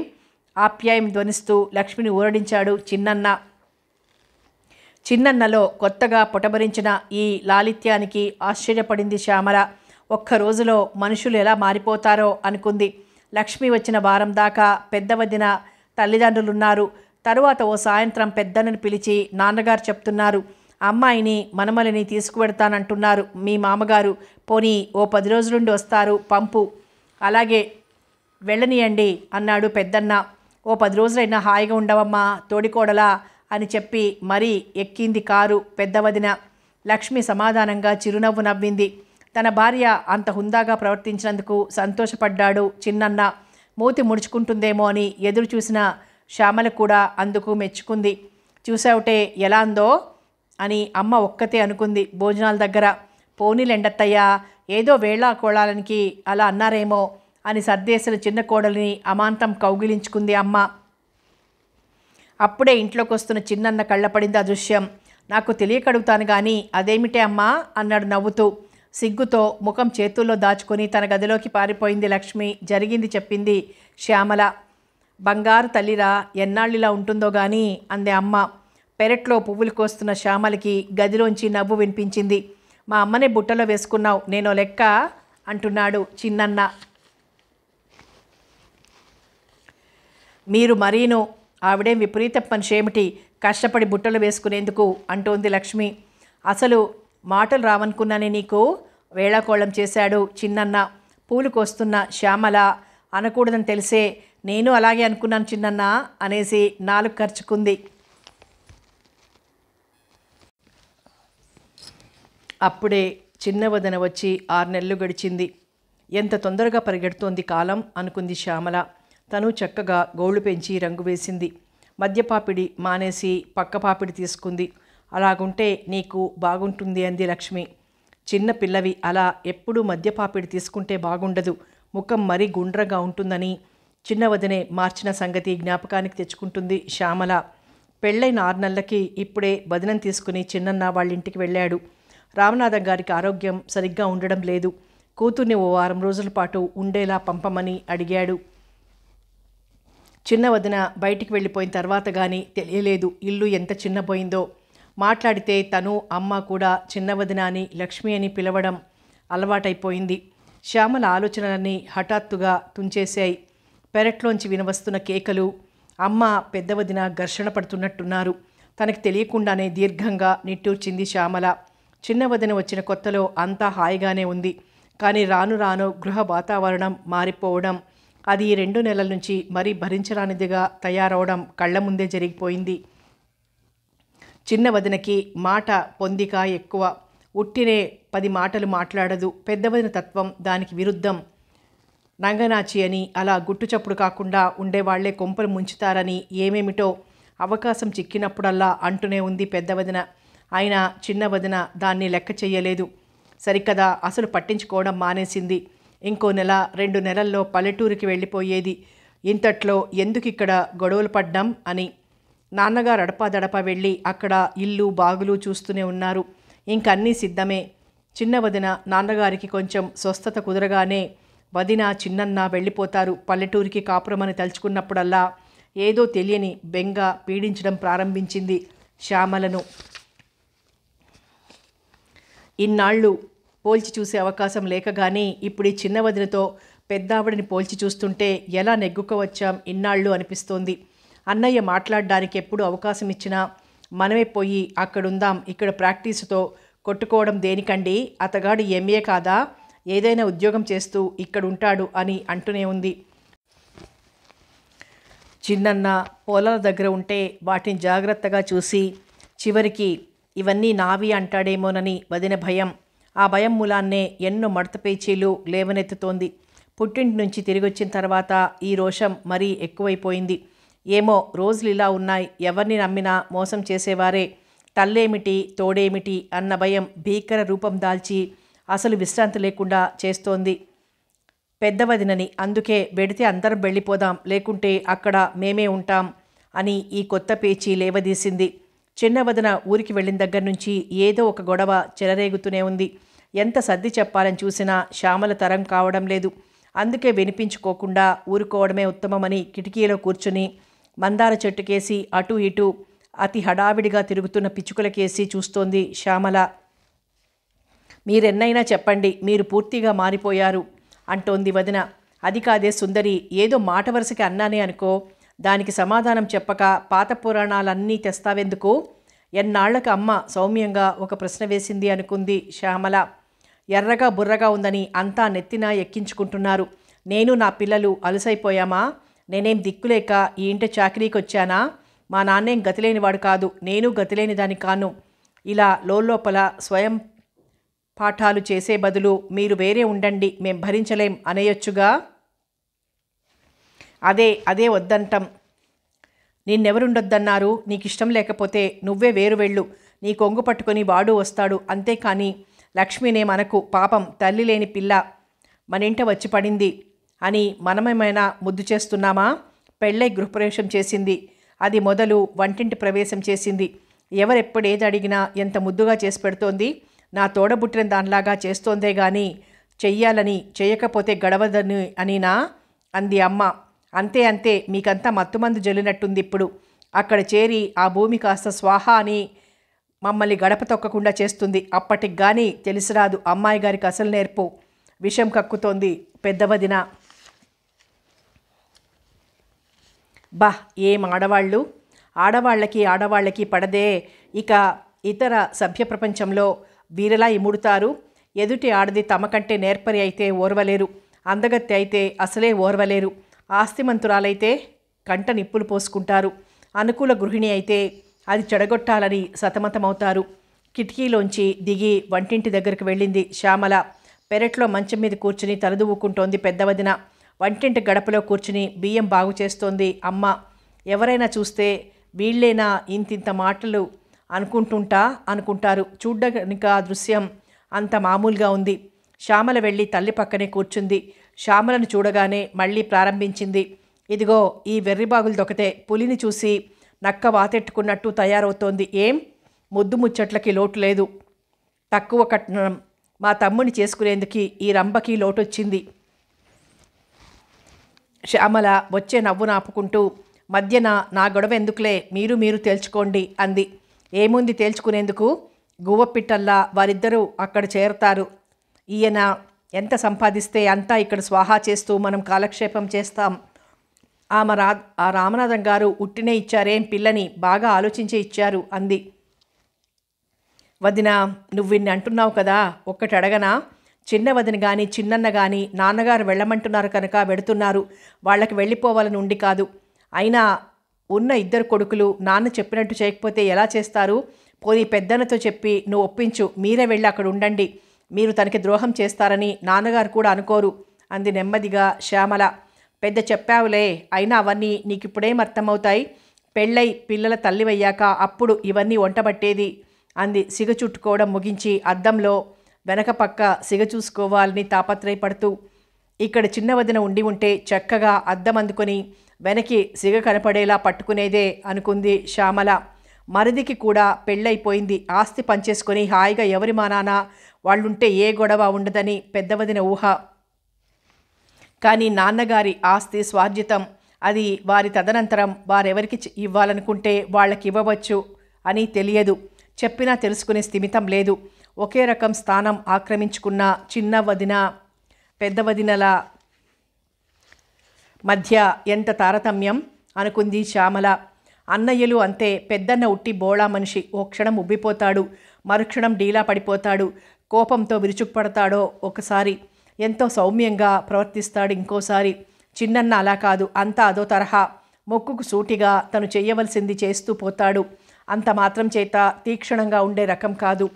సన్నగా నవ్వుతూనే చెప్పవలసింది ఘాటుగా చెప్పగల నేర్పరి. చదరంగపు టెత్తులు వేస్తూ పైకి కనబడకుండా లోపల మంతనాలు జరపడు. అనే మాటలకి చేసే చేతలకి పోలిక లేకుండా ప్రవర్తించడు. ఇంట్లో పోరు ఇంటికి చేటు అన్నారు, అంతే జరుగుతుంది అనుకుంది శ్యామల. ఈ గొడవ ఏమాత్రం పట్టించుకోకుండా మగవాళ్ళు ఎవరి పద్ధతిన వారు పనులు చేసుకుంటున్నారు. నాన్నగారు పల్లెటూరు ఇల్లు నివాసయోగ్యంగా తయారు చేయించారు. సున్నము అవి వేయించాక మహా చక్కగా ఉంది ఇల్లు అని మాట వరుసకు అమ్మకు చెప్తుంటే వింది శ్యామల. చిన్న వదిన వెళ్ళిందంటే ఒంటి గది ఇంటిని కూడా దివ్య మందిరంగా మార్చగలదు. ఇల్లు అలంకరించడంలో అంత నేర్పుంది అని మురిసింది శ్యామల. ఇవాళో రేపో వదిన వాళ్ళు వచ్చేస్తారు. వారాంతంలో మంచి రోజులు చూసి తరలి వెళ్ళిపోతారు. ఈ లోపల తన ఉద్దేశం ఎలాగ చెప్పడమని కొట్టుకుంటోంది శ్యామల. శ్యామలకి ఎలాగైనా వెళ్ళి చిన్నన్నతో ఉండాలని ఇక్కడి వాతావరణంలో తాను ఇమడలేకపోతోంది. దెప్పుళ్ళు, వ్యంగ్యాలు, వెక్కిరింతలు మితిమీరిపోతున్నాయి. జడ బదులుగా వేసుకుంటే మీ ముద్దుల వదిన నేర్పిందా అంటుంది. గోళ్ళకి రంగేసుకుంటే పులిని చూసి నక్క వాత పెట్టుకున్నట్టు అంటుంది. ఏ పని చేసినా చూసి నేర్చుకున్నా తప్పైతే ఎలాగా? ఊపిరి పీల్చుకునే స్వేచ్ఛ కూడా పెళ్లికాని పిల్లకి ఉండకూడదంటుంది. ధైర్యంగా దేన్ని గురించైనా వాదించి చెప్తే నువ్వు లక్ష్మిలాగా మగరాయిడ్లా తయారవుతున్నావు అంటుంది. సమాధానం చెప్తే అదో తప్పు, పెద్ద రాద్ధాంతం లేవదీస్తుంది. ముందొచ్చిన చెవుల కన్నా వెనుకొచ్చిన కొమ్ములు వాడి అన్నట్లు ఆవిడ గొప్ప అయిందక్కడికి అంటుంది. ఏం చేసినా మంచిగాని చెడ్డగాని ఏం చేసినా వంక పెట్టేవాళ్లతో చిక్కే. తెల్లవారితే చిన్నన్న వదిన వెళ్ళిపోతారు. శ్యామల దిగులుగా కూర్చుంది. ఇంట్లో తోడు లేకుండా ఉన్న శ్యామలకి లక్ష్మి చక్కని జత కలిసింది. 6 నెలల్లో వారిద్దరి మధ్య స్నేహం బాగా పెరిగింది. ఇప్పుడు లక్ష్మి వెళ్ళిపోతే అసలేం తోచదు. తనకెలాగైనా వాళ్లతో పల్లెటూరికి వెళ్లాలనుంది. కానీ నోరు విడిచి ఎలా చెప్తుంది, ఎలా అడుగుతుంది? అక్కడికి చిన్న వదినే, ఏం శ్యామల, నువ్వు నాతో కూడా వచ్చేయి, కొన్నాళ్ళు అక్కడ ఉందు గాని అన్నప్పుడు అలాగేలే వదినా అందే. కానీ కళ్ళనీరు పెట్టుకుంది. ఎవరికేం చెయ్యాలని ఉన్నా నాన్నగారు సరే అనకపోతే ఆ పని సాగదు. అది పుట్టినప్పటి నుంచి తెలుసుకున్న శ్యామల ఈ రోజున ధైర్యంగా తన కోరిక ఎలా బయట పెడుతుంది? రాత్రి నాన్నగారు అన్నయ్యలిద్దరూ భోజనం చేస్తున్నారు. చక్కగా నడుముకి కొంగు చుట్టుకొని చిన్న వదిన వడ్డన చేస్తోంది. పద్దెవదిన పిల్లల్ని నిద్ర కొడుతోంది. చిన్న వదిన వచ్చాక తెచ్చిన మార్పుల్లో ఇదొకటి. పిల్లలకి ముందు అన్నం పెట్టేస్తుంది చిన్న వదిన. చక్కగా కబుర్లు చెప్తూ కథలు చెప్తూ పెట్టకూడనివి పెట్టకుండా మరిపించి తినవలసినవి తప్పకుండా తినిపించి మురిపిస్తుంది పిల్లల్ని. ఈ కొద్ది వ్యవధిలోనూ పిల్లలకు అందుకే అంత చెనువేర్పడింది. వీళ్ళని వదిలి నేనెలా ఉండగలనో అనుకుంది వదిన. అది విన్న పెద్ద వదిన, మహారాజులాగా ఉండగలుగుతావు మీ పిల్లలు వచ్చేదాకానే అంది. అయినా కూడా వాళ్ళు వీళ్ళంత పెరిగేదాకా ఆగాలిగా అని నవ్వింది చిన్న వదిన. పిల్లలతో తొందర లేకపోవడంతో పెద్దవాళ్ళు ప్రశాంతంగా భోజనాలు చేయడానికి సమయం చిక్కుతుంది. అందరితో పాటు అన్నాలకి కూర్చోబెట్టి అది తింటే చంపుతాను, ఇది తింటే వీపు పగులుతుంది అని సతాయించుతూ కూర్చునేది పెద్ద వదిన. అన్నం దగ్గర గోలగా ఉంటే అందరికీ కిట్టదు. ఎవరికి వాళ్ళు 4 మెతుకులు నోట కరిచి తిన్నామనిపించి లేచిపోయేవారు. ఆ పద్ధతి మారినందుకు ముందు సంతోషించింది నాన్నగారు. అమ్మాయి, ఇదెంతో బాగుందమ్మా, కుర్రవెదవలు పెందరాళ్ళే తినేసి పడుకోవాలి అన్నారు. అదే ఆయన మెప్పులకి చిహ్నం. పెరుగొడ్డిస్తూ పోనీ ఓ 10 రోజుల పాటు ఉండొస్తుంది, శ్యామలని నా వెంట తీసుకువెళ్లాలని ఉంది అంది చిన్న వదిన. వంటింటి గడప అవతల ఉన్న శ్యామల గుండెలు రాబోయే సమాధానం తలుచుకొని వణికాయి. చిన్నన్న తలెత్తి చూసి నవ్వేసి ఊరుకున్నాడు. పెద్దన్న తలే ఎత్తలేదు. నాన్నగారు పెరుగన్నం తినేసి చేయి కడుక్కునేందుకు లేవబోయి ఆగారు. పోనీ అలాగే చెయ్యవమ్మా, చిన్నీకి మార్పుగా ఉంటుంది అన్నారు. హమ్మయ్య అని నిట్టూర్చింది శ్యామల. అమాంతం చిన్న వదిలిని పోయి కౌగిలించుకోవాలనుకుంది. కానీ తన ఆత్రంలో చిలిపిగా తన కేసి చూస్తూ ఎదురుగా నిలిచి ఉన్న చిన్నన్నని చూడలేదు శ్యామల. నిన్ను బుట్టలో వేసుకుంది మీ అన్న వదిన అన్నాడు నవ్వుతూ. తెల్లవారితే ప్రయాణానికి ఆగమేఘాల మీద తెమిలింది శ్యామల. తన చీరలు పుస్తకాలు అన్నీ ఒక్క పెట్టెలో సర్దేసింది. కొంత సామాను ముందే పంపించేశారు నాన్నగారు. మిగిలింది ఇప్పుడు వెడుతోంది. నాన్నగారికి అమ్మకి వంగి నమస్కరించింది శ్యామల. వదినతో వెళ్ళొస్తాను, పిల్లలు జాగ్రత్త, మళ్ళీ త్వరలో వచ్చేస్తాను అంది. వెర్రి నాన్నలు లేస్తే ఏడుస్తారు అని తనలో తను అనుకుంటూ కారెక్కింది చిన్న వదిన. వెనకనే హుషారుగా తను నడిచింది శ్యామల. శ్యామలకిది కొత్త బాటకి నాందిలాగా తోచింది. తోటలో సాయంత్రం పూట అటూ ఇటూ చూస్తూ ఏమేమిటో ఊహించుకుంటూ తిరుగుతోంది శ్యామల. ఆమె కళ్ళు అంది అందనట్టున్న జామకాయల మీదికి పదే పదే పోతున్నాయి. పల్లెపట్టులు ఎంత హాయిగా ఉన్నాయి, ఏమేమిటో అనుకునేదాన్ని అనుకుంది. పట్నవాసపు హడావిడి లేకుండానే చైతన్యంతో అలరారుతూ ఉండే ఈ ఊరు శ్యామలకి బాగా నచ్చింది. అంతకంటే చిన్న వదినే చిన్నన్న మరీ ఆరాధ్య దైవాలయ్యారు. చెప్పకుండానే శాసించగల నేర్పు చిన్నన్నకి ఎలా వచ్చిందో, చిన్న వదిన మటుకు బదులు చెప్పకుండా పైకి అడగకుండానే తన కోరికలు చెల్లించుకుంటుందే. ఓ వేరుశనగ తీగ పీకి మట్టిని గట్టుకేసి దులుపుతోంది శ్యామల. అప్పుడు గాని ఎక్కడో ఏదో హడావిడి అవుతున్నట్టు గుర్తించలేదు. బుసలు కొడుతూ దూరంలో పోట్ల గొడ్డు పరిగెత్తుకొస్తోంది. ఆ క్షణంలో ఏం చెయ్యాలో తెలియక పట్నవాసపు పిరికితనం అంతా ఆవరించింది శ్యామలలో. బాబోయ్ అని ఒక్క కేక పెట్టింది. ఎర్ర పైట చెంగు గాలికి ఎగిరేలా పరుగు పెట్టడం ప్రారంభించింది. కళ్ళు ఎటు చూస్తున్నాయో తెలియడం లేదు, కాళ్ళు ఎటు తీసుకెడుతున్నాయో తెలియడం లేదు. వేరుశనగ తీగ చేతిలో అలాగే వేళ్లాడుతోంది. పరుగులంకించుకుంది శ్యామల. శ్యామల పిరికితనం గ్రహించినట్టు మహా ఉద్ధృతంగా రంకెలు వేస్తూ ఆగి ఆగి గిట్టలు నేలకేసి దువ్వుతూ తల నేలబారుగా వంచేసి దూసుకొని వస్తోంది గొడ్డు. శ్యామలంత వేగంతోనూ ఎవరినో గుద్దుకుంది. ఆస్కారం దొరికినందుకు అమాంతం కౌగిలించుకుని కళ్ళు మూసుకుంది. అలాగే పొదివు పట్టుకుని చెట్టుచాటుకి ఒక్కలాగులాగాడా ఆదుకున్న వ్యక్తి. వస్తున్న స్పీడులో గొడ్డు తిన్నగా బాణంలాగా దూసుకుపోయింది. అది గుడ్డి భాగవతమే. స్పీడులో తిన్నగా పరిగెత్తింది రంకెలు వేస్తూ. అది వచ్చే కుమ్మేసే భయంకరమైన సంఘటన కోసం ఎదురు చూస్తూ కళ్ళు గట్టిగా మూసుకొని అలాగే ఆ వ్యక్తిని పట్టుకుని నిలబడిపోయింది శ్యామల. ఆ పోట్లగొడ్డు అటు వెళ్ళిపోయిందండి, ఇంకా కళ్ళు తెరవచ్చు. నిజంగానా, నేనింకా బ్రతికే ఉన్నానే అంటూ కళ్ళు తెరిచి చూసింది శ్యామల. తనింతదాకా లతలాగా పెనవేసుకుపోయింది చూసుకుని ఉన్నట్టు ఎదుటి వ్యక్తి మీదికి దృష్టి సారించింది. సిగ్గుతో చెంపలు కెంపుల్లాగా అయిపోయాయి శ్యామలకి. తలెత్తి ఎవరై ఉంటారా అని చూడలేకపోయింది. 2 చేతులలో ముఖం కప్పుకుంది. చేతిలో వేరుశనగలు అలాగే ఉన్నాయి. తన ఎదుట నిలబడిన అమాయకమైన సుందర దృశ్యం ఎంతో ఆనందాన్నిచ్చింది మురహరికి. క్షమించండి, మీరేం చెప్పనక్కర్లేదు, నేను దూరం నుంచే చూశాను మీ అవస్థ. మీరు పట్నం వాసం వారనుకుంటాను కుతూహలంగా అడిగాడు. అవును, అయినా మీకెలా అనిపించింది? తడబడిపోయింది శ్యామల. పల్లెటూరులో పుట్టి పెరిగిన పిల్ల అయితే పోట్లగొడ్డుకి ఎదుట అలా పరుగులు అంకించుకోదు. సన్నగా నవ్వుతూ అన్నాడు మురహరి. మరి బలిపశువులాగా సాష్టాంగ పడుతుందా అంది ధైర్యం తెచ్చుకుని. భలేవారే, బలిపశువుకి అంత ఓపిక కూడానా? ఎప్పుడూ వెంట తరిమే పోట్లగొడ్డు దారి తప్పించాలి అన్నాడు శాస్త్రం తెలిసినంత ధీమాతో. దాన్ని చూస్తేనే నా పైప్రాణాలు పైకిపోయాయి. ఇక బుర్రకి ఏం ఆలోచన తోస్తుంది? రండి, అలా గట్టును కూర్చుని కొంచెం భయం తగ్గాక వెడుదురుగాని అంటూ దారి తీశాడు. మంత్రముగ్ధురాలిలాగా వెళ్ళి అతనికి కొంచెం దూరంలో చతికిల పడింది శ్యామల. భయంతో చచ్చినంత పనైందండి, అసలు ఈ పాటికి పొడి చేసి ఉంటుందనుకుని సిగ్గుగా నవ్వుతూ తలవాల్చింది. నేను సాధారణంగా సాయంత్రాలు ఇలా వాకింగ్కి వస్తాను. మిమ్మల్ని ఎప్పుడూ చూడలేదే. బై నన్ను నేను పరిచయం చేసుకోలేదు. అనవసరంగా ఏ బందిపోటు దొంగను అని ఊహిస్తారో ఏమిటో. నా పేరు మురహరి, ఈ ఊరి ఏకైక డాక్టర్ని. నమస్కరించాడు. నా పేరు శ్యామల, ఈ ఊరి ఏకైక ఊర్వశిని. దండం పెట్టి నవ్వేసింది శ్యామల. బహుశా నిజమే చెప్తున్నారని తలుస్తాను. మెరుస్తున్న కళ్ళతో అడిగాడు మురహరి. అయ్యగారు, ఆ సత్యహరిశ్చంద్రుడికి సాక్షాత్తు చెల్లెలనండి, నిజమే చెప్తున్నాను అంటూ చేతిలో ఉన్న వేరుశనగ తీగ తిరిగి దులిపింది.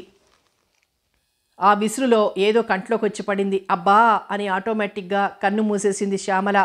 తెరిచి చూడబోతే కంట్లో నలుసు మెరమెరలాడుతోంది. అరే, అలా కన్ను నలపకండి, ఒక్కసారి గట్టిగా ఊదితే వచ్చేస్తుంది నలుసు అంటూ ముందుకు వంగాడు మురహరి. అయితే మీరు నాటు వైద్యులన్నమాట నవ్వుతూనే అంది. నవ్వుతున్న శ్యామల కంటి వెంట నీరు కారుతుంటే ఎంతో అమాయకంగా తోచింది మురహరికి. చిట్కా వైద్యానికి ఏ వైద్యుడైతేనేం అంటూ కనురెప్ప విప్పి పట్టుకొని కంట్లోకి గట్టిగా ఊదాడు. ఆ ఊదిన స్పీడ్కి నలుసు పోయినట్టుంది, కానీ కన్ను బాగా ఎర్రబడింది. ఇంటికి వెళ్ళి ఓసారి చల్లటి నీళ్లతో కన్ను బాగా కడగండని సలహా ఇచ్చాడు. మీ సలహాకి కృతజ్ఞురాలిని డాక్టర్ గారు, మీకంటే ఎన్నో ట్రిక్కులు తెలుసు మా చిన్నన్నకి అంది కంటికి కొంగు నొక్కుంటూ. అలా కొంగేనా అన్ని పనులకి అంటూ జేబులోంచి తెల్లని రుమాలు తీసిచ్చాడు మురహరి. రేపు ఉతికించి తెస్తాలేండి అంటూ ఆ మడత కంటికి ఒత్తుకుంది శ్యామల. థ్యాంక్ యూ, మీరచ్చం జానపదంలో నాయకులాగా ఉన్నారు. మాట గాని చేత గాని నేల పడనివ్వరనుకుంటాను. ఎందుకని నావన్నీ మా చిన్నన్న పోలికలనుకుంటాను తేలిగ్గా నవ్వేసింది శ్యామల. ఇంతకీ ఎవరా చిన్నన్న మీ నోటి నువ్వు గింజలాగా తేలియాడుతున్నాడు? ఎంఏ చదివిన ఈ ఊరి రైతే తెలియదా మీకు? ఏం డాక్టర్లండి? అరే శర్మ తెలియకేం, బాగా తెలిసే. అయితే నిజంగానే మీరు అతని చెల్లెలా? కుతూహలంగా అడిగాడు మురహరి. అయ్యగారు, ఇలాంటివి అబద్ధం చెప్తారటండి, ఎంత పట్నంలో వాళ్ళమైతే మటుకు సాగతీసింది శ్యామల. నేను తరచూ శర్మని కలుస్తూనే ఉంటాను, నిన్న కూడా కనిపించాడు. అయితే మా వదినకి తలనొప్పికి మందిచ్చింది మీరేనా? మాత్ర వేసుకుంటే డోకులు కూడా పట్టుకున్నాయి అంది నవ్వుతూ. ఏం డాక్టర్లరా బాబు, మాత్ర వేస్తే వైకుంఠం దాకా నడిపిస్తారు కాబోలు అంది స్వగతంగా. మాత్ర వేయకుండానే స్వర్గం దాకా నడిపిస్తుంటాం శ్యామల గారు. మీకు డాక్టర్లంటే అంత గౌరవం లేనట్టుంది. లేకేమండి, బోలెడుంది. అయితే డాక్టర్లని నమ్మకూడదని మా నమ్మకం. మీ నమ్మకమా? ఇంకా ఎంతమంది అక్క చెల్లెళ్ళు మీరు? దేవుని దయ వల్ల నేనొక్కర్తనే చెల్లెల్లాగా ఉండిపోవడం తన అదృష్టమని ఎప్పుడూ చిన్నన్న భగవంతుణ్ణి తలుచుకుంటూ ఉంటాడు. బతికించారు పాపం. మీలాంటి ఇంకో ఏ అరడజనో ఉంటే ఎప్పుడో సన్యాసుల్లో కలిసిపోయి ఉండుదు నవ్వుతూ అన్నాడు మురహరి. ఏం కదా, మా పెళ్ళిళ్ళు చేయలేక అలా అయిపోతాడని కదూ మీ ఉద్దేశం? కట్నం పోస్తే కొండ మీద కోతైనా దిగి చక్కా వచ్చే ఈ రోజుల్లో డబ్బున్న మాకేం భయమండి? తీవ్రంగానే అడిగింది శ్యామల. చిత్తం తెలియకన్నాను మహారాణి. దాసుని తప్పు దండంతో సరికదా, దండాలు అన్నాడు డాక్టర్ మురహరి. పొదివి పట్టుకున్న మరుక్షణంలోనే శ్యామల అతని మనసు దోచుకుంది. ఇక శర్మ చెల్లెలని తెలిసాక కోరికల గుర్రాల కళ్ళాలు సడిలాయి డాక్టర్ గారికి. అయినా నాకు డాక్టర్లంటే అంత సదభిప్రాయం లేదండి, చాలా ఆరిందాల అంది. మీ వయసు చాలా ప్రాచీనమై ఉండాలి. వయసుకి దీనికి ఏం సంబంధం? నా స్నేహితులు ఇద్దరు అప్పుడే పిల్లల తల్లులయ్యారు. అది కాదు నే చెప్పేది. డాక్టర్లకి నిలకడుండదు. అందమైన నల్లని బస్తీ పెళ్ళాన్ని వదిలేస్తారు అంది. అలాగా అన్నాడు కుతూహలంగా. అలాగే మరి అంటూ వెక్కిరించి నన్ను రక్షించారు. మీకెలా నా కృతజ్ఞత చెప్పుకోను?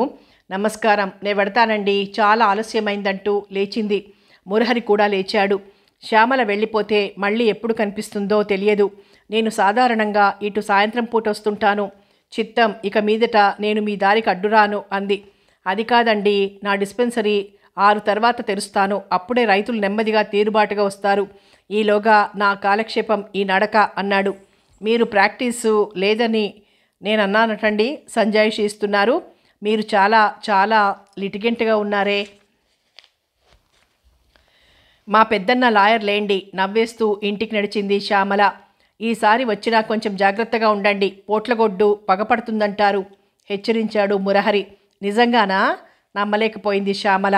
నిజంగానేనండి, అబద్ధం ఎందుకు చెప్తాను? ఓసారి ఏమైందంటే గొంతు సవరించాడు మురహరి. బాబోయ్ చెప్పకండి, అసలే భయంతో చస్తుంటేను. అందుకే ఇటువైపులకి వచ్చిన నాలాగా 6 గంటలైందే. రండి వస్తాను అంటూ బయలుదేరాడు మురహరి. అలాగే అంటూ తను ఇంటిదారి పట్టింది. కానీ 10 అడుగులు వేసిందో లేదో పరుగు పరుగున వెనక్కొస్తూ డాక్టర్ గారు అంటూ అరిచింది. నడుస్తున్న వాడల్లా ఆగి వెనక్కి చూశాడు మురహరి. ఏమైందన్నట్టు. ఇందాకటిది అక్కడే పడుకునుందండి అంది భయంగా. పర్వాలేదు, పోనీ మీ ఇంటి దాకా సాగనంపనా అడిగాడు. వద్దొద్దు, ఆ ఎద్దును దాటించేసి వదిలేయండి, మీకు పుణ్యం ఉంటుంది అంది ప్రాధేయపడుతూ. అంతకంటే ఈ రాజకుమారుడికి ఇంకేం కావాలి, రండి అంటూ శ్యామల దారి పట్టాడు మురహరి. ఎద్దు కళ్ళు మూసుకుని నెమరు వేసుకుంటోంది, తోక కదిలిస్తోంది. ఎలా పడుకుందో నంగనాచులాగా అని దానికేసి దొంగచూపులు చూస్తూ. అది అంతేలేండి, మీ చిన్నన్న ఉదయం పూట ఇంట్లో ఉంటారా? 9 వేసేదాకా లేవనే లేవడు. అదేం రైతో, చిన్న క్లాసుల్లో రైతులు వేకువజామునే లేచి పొలం పనులకు పోతారని రాస్తారు ఎందుకండి? రోజులు మారిపోయాయి. ప్రాణాంతకంగా ఉండేది ఇదివరకు పొలం పని అంటే. 4 రోజులు అశ్రద్ధ చేస్తే చాలు పంట తగలబడేది. ఇప్పుడు అలా కాదు. దున్నడం దగ్గర నుంచి అన్నీ సులభంగా చేసుకోవడం నేర్చుకున్నాడు రైతు. మీకు పొలాలున్నాయా? మా నాన్నగారు ఈ ఊరి కరణం. మీకు తెలియదా? బాగుంది, నాకెలా తెలుస్తుందండి, నేనేం లిటిగెంట్నా? నవ్వుతూ అంది శ్యామల. అది నిజమే, అయినా నే చెప్పడం భావ్యం కదా. ఒకవేళ మీ చిన్నన్న ఏమింత లేట్ అయింది అంటూ సినిమాలోలా కేక వేశాడనుకోండి, అప్పుడు ఆ కరణం గారు అబ్బాయితో మాట్లాడుతూ ఉండిపోయారని చెప్పాలనా మీ ఉద్దేశం? ఏం చెప్తారు లేకుంటే? అది పాయింటే, చూద్దాంలేండి, ఇంకా మీరు వెళ్ళండి అంటూ సాగనంపింది శ్యామల. అక్కడే నిలబడి అతగాడు వెళ్ళిపోతుంటే చూస్తూ ఉండిపోయింది. డాక్టర్ కాకపోతే ఎంత బాగుండునో అనుకుంది. కొంచెం దూరం సాగాక వెనక్కి తిరిగి చూశాడు మురహరి. తననే చూస్తున్న శ్యామల కనిపించి చెయ్యూపాడు. చూడనట్టే గబాల వెనక్కి తిరిగి ఇంటి ముఖం పట్టింది శ్యామల. ఇంట్లో అడుగు పెడుతుంటేనే చిన్న వదిన విసురు విసిరింది. ఇప్పుడే వస్తారని ఇంత ఆలస్యమేమిటి? ప్రకృతి ఒడిలో నిద్రపోయావా? వెటకారం చేసింది. ఏం లేదు వదిన, అలా అటు ఇటు తిరుగుతూ ఉండిపోయాను, టైం చూడలేదు అంది. ఇంక వదిన సంభాషణ పొడిగించలేదు. రోజులు గడిచిపోతున్నాయి. శ్యామల ఉత్సాహంగా ఉంటోంది. నేల మీద నడుస్తూ మేఘాలలో తలదాచుకుంటోంది. సాయంత్రం 4 ఎప్పుడవుతుందా అని చూడ్డం ప్రారంభించి వారాలు గడిచిపోతున్నాయి. తోటకి వెళ్ళడానికి ఎప్పుడు అడ్డు చెప్పని చిన్న వదినని మోసం చేస్తున్నానేమో అన్న బాధ ఓ పక్క పీడిస్తున్నా ఎటూ తేల్చుకోలేని అయోమయ స్థితిలో పడిపోయింది శ్యామల. రోజు సాయంత్రం అయ్యేసరికి కాళ్ళు తోటలోకి నడుస్తున్నాయి. ఆమె వాటిని అదుపులో పెట్టలేకపోయింది. ఇదేం బాగులేదు శ్యామల, రోజు ఏదో టైంలో నాకు శర్మ కనిపిస్తాడు. నేను అతన్ని ముఖమెత్తి చూడలేకపోతున్నాను. నేను ఇంటికి వస్తానంటే రావద్దంటావు. నువ్వైనా ఏదో అవకాశం తీసుకుని చెప్పాలి కానీ అన్నాడు ఓ సాయంత్రం మురహరి. నిజమే, నేను అదే బాధపడుతున్నాను. ఈరోజు ఎలాగైనా వదినతో కదులుస్తాను అంది గోముగా అతని భుజంలో తలదాచుకుంటూ. శ్యామల చెదిరిన ముంగుల్ని సవరించాడు మురహరి. అమాయకంగా వాలిన ఆమె కనురెప్పలు నిమిరాడు. అలాగే కూర్చుంది శ్యామల. ఆమెలో ఒక విధమైన నిస్సహాయత తలెత్తింది. నేను ఇలా చేశానని తెలిస్తే చిన్నన్న కాదంటే అన్న బెంగ ఆమెని కుంగతీయడం ప్రారంభించింది. అందుకే ఈ కోత కంటే ఏదో తేల్చుకోవడమే మంచిదన్న నిశ్చయానికి వచ్చిన రోజునే మురహరికి ఆ ఊహ రావడం ఆమెకి ధైర్యాన్నిచ్చింది. అతను ముభావంగా ఊరుకునుంటే తను చేయగలిగింది లేదు. ఏమిటి ఆలోచిస్తున్నావు శ్యామల? నా గురించా, మన గురించా? మన గురించే. నేను ఇక్కడికి రావడం ఎంత గమ్మత్తుగా జరిగిందో మిమ్మల్ని కలుసుకోవడం అంతకంటే గమ్మత్తుగా తోస్తోంది. తనెలా చిన్నవదినని లాయర్ కింద పెట్టి ఎలా సాధించింది చెప్పింది మురహరికి. మొత్తానికి గట్టిదానివే నవ్వాడు మురహరి. మీరు వదినకి తప్పకుండా నచ్చుతారనే ధైర్యం ఉంది. అదే జరిగితే ఇంకేమైనా పర్వాలేదు. వదిన అందరినీ ఒప్పించగలదండి. చదువుకున్నందుకు అంతా అలా ఉండాలి. నువ్వేం తక్కువ? నా ముఖం నేనేం చదివానండి? నాకంత సరదా లేదు. మీకు మనసులో చదువుకున్న అమ్మాయి కావాలని ఎప్పుడైనా అనుకున్నారా? లేదు శ్యామల, నేనెప్పుడూ నీలాంటి పిల్ల కోసమే కలలు కన్నాను. సంస్కారం, స్పందించే హృదయం, కుటిలత్వం లేని మనస్సు ఉంటే ఎవరైతేనేం, చదువు వారికి పై వెలుగే గాని మరేం లేదు. ఒకవేళ అలాంటి వాళ్ళు చదువుకున్నా అది ప్రయోజనకారి అవుతుందే గాని తలకెక్కి విర్రబీగేలా చెయ్యదు. మీ చిన్నవదిన్నే చూడు, శర్మతో సమానంగా చదువుకుంది. ఆమెకు ఆ చదువు నమ్రతనే ఇచ్చింది కానీ పొగరివ్వలేదు. వదిన మాట్లాడేటప్పుడు చూడాలి మీరు. అసలు ఎదుటివాళ్ళు కాదనలేరు. ఆమె గారేం మాట్లాడినా చిన్నన నవ్వుతూ ఊరుకుంటాడే కానీ ఏం చెప్పడు. నిజానికి చెప్పడానికి ఏం ఉండదు. మా పెద్ద వదినతో ఓ మాటు అందంటే వాదనకి దిగవలసిందే నవ్వేసింది శ్యామల. భగవాన్, నన్ను అటువంటి భార్య నుండి రక్షించు అంటూ నాటక ఫక్కీలో నమస్కరించాడు మురహరి. నేనేం గంపగయ్యాళిలా తయారవుతాననుకుంటున్నారా? మూతి 3 వంకర్లు తిప్పి అటు తిరిగి కూర్చుంది శ్యామల. ఇలా అయితే నీ సేవలోనే కాలం కాస్త వెళ్ళిపోతుంది. నాన్నగారు బోర్డు ఎత్తేయమంటారు అన్నాడు. అక్కడికి మగవాళ్ళంతా మంచివాళ్ళన్నట్లు, అందులోనూ డాక్టర్లు. అవును కదూ, డాక్టర్లని నమ్మరాదు, వాళ్ళు అందరినీ ప్రేమిస్తారు. జ్ఞాపకం చేసుకున్నాడు. పోండి, నాకేం తెలుసు, నిన్న అలా ఆలోచనలు పెంచాయి నాలో. అంతా మీలా ఉంటారేమిటి అని సర్దుకుంటున్నావా? కాదు శ్యామల, డాక్టర్ వృత్తి చాలా ప్రత్యేకమైనది. దానికి అవధులు లేవు. దేవునికి సైతం చెప్పుకోలేనివి మానవుడు డాక్టర్కి చెప్పడానికి వెనుతీయడు. అంతగా నమ్మకపోతే తన ప్రాణాన్ని ఎదుటివాడు చేతుల్లో పెట్టగలరా? డాక్టర్ వృత్తికి నిర్ణీత గడియలు లేవు. వారి సమయాలు చూసి రావు ప్రమాదాలు, ప్రాణాపాయాలు. ఎంతో ఆశతో రక్షిస్తాడని అర్ధరాత్రి పూట తలుపు తడతారు. రాను పో అనడం ఎంతైనా సులభం. కానీ అందుకైనా ఈ విద్య అంతా నేర్పింది. మరి నీకదిచ్చిన సంస్కారం ఏమిటి? నువ్వు మనిషివి కనుక అర్ధరాత్రి అపరాత్రి పరిగెత్తలేకపోవచ్చు, కానీ తత్శాంతి సూచించకుండా తలుపులు మూయడం నిన్ను నువ్వు కించపరుచుకున్నట్లే. నేను అలాగే నమ్ముతాను శ్యామల. నీకిదంతా ఇబ్బందే. భార్య భర్త నుంచి ఎంతో కోరుతుంది. అతని సాంగత్యాన్ని అన్ని వేళలా అభిలషిస్తుంది. డాక్టర్ భార్యకు అది తక్కువే కావచ్చు, కానీ ఆ ఉన్న కొద్దిపాటి కాలం అపురూపంగా చూసుకోగలగాలి. సాధింపులతో గడిపేస్తే ఏం లాభం? మనిషిని కూడా దూరం చేసుకోవడం అవుతుంది తప్ప. ఇక డాక్టర్ల గుణాలను గురించి నీకో దురభిప్రాయం ఉంది. అది చాలా తప్పు శ్యామల. ఎవరైనా నర్సు ఓ డాక్టర్ని ప్రేమించవచ్చు, వారు వివాహం చేసుకోవచ్చు. ఏం మిగిలిన వాళ్ళు అలాంటి వాళ్ళు కారా? డాక్టర్లు మాత్రమే అలాంటి పనులు చేస్తారా? డాక్టర్లది నర్సులది అవినాభావ సంబంధం. ఇద్దరు రోగి ముందు ఒకటే. అందున క్రమశిక్షణతో పెరిగిన నర్సు రోగి పాలిట దేవతే. డాక్టర్కి కుడిభుజం. ఆమె పట్ల సోదర ప్రేమో మరే ప్రేమో కలిగి ఉండాలని తలపోయాడు డాక్టరు. హమేషా ఆమె సహకారం కావాలని కాంక్షిస్తాడు. అది లేకపోతే దెబ్బతినేది డాక్టర్లు కాదు, నర్సు కాదు, మధ్యనున్న రోగి శ్యామల. తనకి నర్సుకి పడకపోతే రోగిని హింస పెట్టడం దారుణం. అందుకే నర్సులు డాక్టర్లు వైద్య వృత్తిలో సమభాగాలు. వారి సన్నిహితాన్ని అపార్థం చేసుకోకూడదు, అర్థం చేసుకోవాలి. ఓ రోగిని రక్షించాక, ఓ బిడ్డని దక్కించాక వారిలో కలిగే సంతృప్తి గెలిచామన్న దానికి నిదర్శనే గాని నువ్వు నేను అన్న ప్రశ్నే ఉండదక్కడ. పెద్ద పెద్ద సర్జన్లను చూడు, వాళ్ళు నర్సుల మీద ఎంతగా ఆధారపడతారో తెలుసా? ఆ నర్సులు వాళ్ళని ఎంతగా ఆరాధిస్తారో తెలుసా? నువ్వు ఆశ్చర్యపోతావు. కానీ అపార్థం చేసుకునే హక్కు నీకు లేదు శ్యామల. ఇవన్నీ నువ్వు అర్థం చేసుకోవాలి. నేను చేపట్టిన నాడు, ఈ సాయంత్రాలు తిరిగే ఆనందం తగ్గిన నాడు, బాధ్యత నీకు నాకు ఎడబాటు కలిగించిన నాడు నువ్వు నన్నింకా ప్రేమించగలగాలి. ఎప్పుడు పని ముగిస్తే అప్పుడే నీ దగ్గర నాకు స్వాంతనం చిక్కుతుందన్న నిబ్బరాన్ని ఇయ్యగలగాలి. ఈ భారాన్ని సరదాగా వరించగలగాలి. నువ్వది చేయగలవా శ్యామల? అనునయం ఉట్టిపడేలా అడిగాడు మురహరి.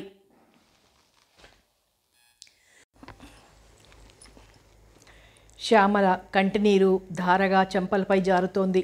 నేను డాక్టర్లంటే ఏదో అని అనుకున్నది నిజమే, కానీ నాకింత తెలియదు, ఎప్పుడూ ఆలోచించలేదు. నన్ను క్షమించండి. మీరు లేని ఇంట్లో నేను ఉండలేకపోయినా మీరొస్తారన్న ఆశతో ఇంట్లో వెలుగు నింపి బ్రతుకుతాను అంటూ అతని చెయ్యి తన చేతిలోకి తీసుకుంది. శ్యామల, నేను ఇంకా ఆలస్యం చెయ్యను. మీ ఇంటికి త్వరలో వచ్చి నిన్ను అడుగుతాను శ్యామల అంటూ ఆమెను దగ్గరకు తీసుకుని హృదయానికి హత్తుకున్నాడు. నేను ఇక్కడికి వస్తానని, ఇలా నా బ్రతుకు పండుతుందని ఎప్పుడూ ఊహించలేదు. నేను అదృష్టవంతురాలిని కదండి అంది. ఇద్దరం కూడా అదృష్టవంతులమే, కానీ ఇది ఇంకా బాగా పల్లెటూరు. ఇది మీ తోట దొడ్డి. నేను ఈ ఊర్లో డాక్టర్ని అంచేత ఇప్పటిదాకా దవళ్ళు నొక్కుకోలేదు ఎవరు. కానీ ఇదెంతో కాలం సాగదు. అప్పుడు ఇద్దరం బాధపడవలసి వస్తుంది శ్యామల. అందుకే ముందే చెప్తున్నాను, నేను రేపటి నుంచి రాను. శుక్రవారం దాకా చూస్తాను. మీ అన్న కనుక అప్పటికి రాకపోతే నేనే వస్తాను. నన్నెవ్వరూ ఆపలేరు శ్యామల అంటూ గట్టిగా ఓసారి శ్యామలని తన గుండెకి హత్తుకున్నాడు. అలాగే, ఈలోగా నేనే వదినకి చెప్పేస్తాను అంది మెరిసే కళ్ళతో మురహరిని చూస్తూ. అది అలా ఉండాలి. 2 నెలల లోపల నిన్ను మా ఇంటికి తీసుకుపోతాను. మా నాన్నగారు నా కోరిక కాదనరు శ్యామల. ఆయన కోరిక ఒక్కటే, నేను ఈ ఊరు వదిలి ఆసుపత్రి మార్చకూడదు. అది కాలం చేసే ముందు మా అమ్మ పెట్టిన షరతు శ్యామల. ఇక్కడ వైద్య సౌకర్యాలు చాలా తక్కువ. కనీసం ఒక డాక్టర్ అయినా లేకుంటే దారుణం కదూ. నిజమే. మనం ఈ ఊరెందుకు వదలాలండి? వద్దు, ఇక్కడే బాగుంటుంది నవ్వుతూ అంది. పోట్లెద్దులు, వేరుశనగలు, తోటలు ఏం? రాజకుమారులు కూడా నవ్వుతూ లేచి ముసురుకుంటున్న చీకట్లలో వెలుగు తీగలాగా ఇంటిదారి పట్టింది శ్యామల. ఎన్నడూ పల్లెటూరులో ఉండి ఎరగదు లక్ష్మి. అయినా భర్త వెనక పల్లెలో శాశ్వతంగా కాపురం ఉండటానికి సిద్ధపడి ఉత్సాహంతో వెళ్ళింది. శ్యామల కూడా ఉండడం ఎంతో ధైర్యాన్నిచ్చింది. శ్యామలకి కూడా ఈ కొత్త వాతావరణం కొత్త రెక్కల్నిచ్చినట్టు అనిపించింది. ఎలా అలంకరించుకున్నా బాకుల్లాంటి చూపులు విసరడానికి, వ్యంగ్యార్థాలు తీయడానికి ఎవరూ చుట్టుపక్కల లేకపోవడంతో హృదయం ఉప్పొంగింది శ్యామలకి. వచ్చిన కొత్తలో తాగడానికి మటుకు లక్ష్మి వెళ్ళి నీళ్లు పట్టుకొచ్చింది. కానీ ఆ నీళ్లకి రావడం బాధ అనిపించింది. బిందె నిండా నీరు తెస్తే పైనుంచి నీళ్లు తొడుకుతున్నాయి, కొంచెం లోపలికి తెస్తే మరీ తొడుకుతున్నాయి. 2 రోజులు ఈ అవస్థలు పడి ఆ పని గప్చిప్గా సుబ్బికి అప్పగించింది లక్ష్మి. తళతళ మెరిసేలా బిందె తోమి చెయ్యైనా ఆంచకుండా నెత్తిన పెట్టుకుని చక్కా వచ్చే సుబ్బిని ఆశ్చర్యంతో చూసేది లక్ష్మి. 2-3 నెలలు గడిచేసరికి ఇంటి పని, వంట పని కూడా పూర్తిగా వచ్చేశాయి శ్యామలకి. ఎప్పుడైనా నాన్నగారికి వండి పెట్టాలి అనుకునేది ఏ పోపో చేస్తూ. పురి విప్పిన నెమలి కన్నెలాగా హొయలిపోతూ మెరిసే కళ్ళతో మేఘాల మీద నడుస్తున్న శ్యామలని చూసి నవ్వుకునేది లక్ష్మి. ఏం శ్యామల, ఏమిటి కదా? ఓ రోజు జడల్లుతూ మాటల సందర్భంలో అడిగింది లక్ష్మి. ఓ నెల్లాళ్లుగా ఉట్టినే తపన పడిపోతోంది శ్యామల వదినకి ఏదో చెప్పాలని. కానీ ఎలా చెప్తుంది? తీరా ఈరోజు వదినే అడిగేసరికి ఏం చెప్పాలో తోచలేదు శ్యామలకి. నవ్వుతూ చేతుల్లో ముఖం దాచుకుంది. ఏమిటి నిస్సహాయత? నాకిది కావాలి అని అడగడం ఎప్పుడు నేర్చుకుంటానో అనుకుంది హృదయంలో. కొట్టుకుంటున్న కోరికల ప్రవాహాన్ని అరికట్టే శక్తి లేని శ్యామల చేతుల్లో ముఖం దాచుకుని వెక్కి వెక్కి ఏడవడం ప్రారంభించింది. ఏం శ్యామల, ఎందుకు ఏడుపు? పిచ్చి పిల్ల, అమ్మని చూడాలనుందా? నేను వేళాకోళం చేశాననా? బ్రతిమాలుతూ అడిగింది లక్ష్మి. వదిన ఒడిలో తలపెట్టుకుని ఏడుపు దిగమింగుదామని ప్రయత్నం చేసుకుంటోంది శ్యామల. వదిన కంటే ప్రాణ స్నేహితురాలిగా తన మనసు చూరగొన్న చిన్న వదినకే తాను ఆ విషయం చెప్పలేకపోతే అమ్మకి ఎలా చెప్తుంది? నాన్నగారికి ఎలా చెప్తుంది? తన కోరిక తీర్చుకునేందుకు ఎలా పోరాడగలుగుతుంది? వదిన వణికే కంఠంతో పిలిచింది శ్యామల. శ్యామల, నిజంగా నా వేళాకోళం అపార్థం చేసుకున్నావా? నువ్వు అలా మెరిసే కళ్ళతో ఉత్సాహంగా తిరుగుతుంటే నాకు సరదా వేసి అన్నానంతే. అంతేగాని నిన్ను చిన్నపరుద్దామని కాదు. నీకేమైనా చెప్పాలనుకుంటే చెప్పు అంటూ శ్యామల తలనిమిరింది. వదిన ఒడిలో ముఖం దాచుకునే శ్యామల చెప్పింది. వదిన, నేనొకరిని ప్రేమించాను అంది తొణకని కంఠంతో. చంపేశావు. ఎవరా మన్మధుడు? వేళాకోళంగా అడిగింది లక్ష్మి. నువ్వలా తోసి పారయ్యలేవు ఈ విషయం. నెల్లాళ్ల నుంచి ఈ సంగతి నీకు చెప్పాలని, నువ్వు నా పక్షంగా ఉండి దెబ్బలాడి నన్నో దారికి తేవాలి. అందుకే దాచకుండా నీకంతా చెప్పేస్తాను. నేను ఆ రోజు తోటలోకి వెళ్ళాను, జ్ఞాపకం ఉందా? ఓ పోట్లెద్దు తరిమిందని చెప్పానే, జ్ఞప్తికి తెచ్చింది శ్యామల. ఆ రోజు అక్కడికి ఒక ఆయన వచ్చారు. ఆయనే ఆ ఎద్దుని తప్పించేశారు. ఆయన ఈ ఊరి వారైనట్టు వదిన. చిన్నన్న కూడా బాగా తెలుసు. ఇంకేం చెప్పడానికి లేదన్నట్టు ఊరుకుంది శ్యామల. శ్యామల, ఒక్కసారి చూసినంత మాత్రాన నువ్వు ప్రేమించిన అతగాడు నిన్ను ప్రేమించవద్దా? అదీ కాకుండా మీ అమ్మ నాన్న నీ ఇష్టం వచ్చిన వాడిని చేసుకుంటానంటే ఒప్పుకోవద్దా? పిచ్చిదానా, ఇలాంటి తీరని కోరికలు పెంచుకోకు. అందువల్ల దెబ్బతినేది నువ్వే సుమా అంది లక్ష్మి. అందుకే నీకు చెప్తున్నది. ఆయన చాలా మంచివారు. అందుకే చిన్నన్నని మాట్లాడమను. నీకు చిన్నన్నకి నచ్చితే చాలు, ఇంకెవరిని లక్ష్య పెట్టను నేను అంది శ్యామల. మీ చిన్నన్నని మటుకు ఒప్పించడం సులభం అనుకున్నావా? ఇలాంటి విషయాలలో సాధారణంగా మగవాళ్ళు సాంప్రదాయానికి ఎదురు వెళ్ళరు అనుమానంగా అంది లక్ష్మి. నేను ఒప్పిస్తాను చిన్నన్నని, కానీ ముందు నువ్వంతా చెప్పు, తర్వాత నేనే సత్యాగ్రహమో చేసి గోముగా నవ్వింది శ్యామల. శ్యామల పిచ్చితనానికి జాలి వేసింది లక్ష్మికి. ఇలాంటి విషయాలలో జోక్యం కలుగజేసుకోవడం చిక్కే. నువ్వే చెప్పి పెట్టావు అనేస్తారేమో అని లక్ష్మి భయం. అదే అంది శ్యామలతో. ఎవరేమన్నా మనకేం భయం వదినా? నిజం నీకు తెలుసు, నాకు తెలుసు. ఎవరో ఏదో అంటారని నా జీవితం నాశనం చేసుకోమంటావా? పిచ్చి పిల్ల, పెద్దవాళ్ళు సంబంధం చూసి చేస్తే జీవితం నాశనమైనట్టేనా? మీ చిన్నన్న నన్ను చూసి చేసుకోలేదా అడిగింది లక్ష్మి. అది వేరే సంగతి. అంతా నీలాగా అదృష్టవంతులుండొద్దు. అయినా ఒకళ్ళంటే ఇష్టం పెంచుకోకపోతే అది వేరే సంగతి. కానీ ఇప్పుడిక నా చేతిలో ఏం లేదు వదినా. నువ్వివాళ ఎలాగైనా చిన్నన్నకి చెప్పాలి అంది శ్యామల వదిన చెయ్యి తన చేతిలోకి తీసుకుంటూ. ఇంతకీ అతనెవరు? ఈ ఊళ్ళో ఎవరబ్బాయి? ఏది చెప్పకుండానే అడిగింది లక్ష్మి.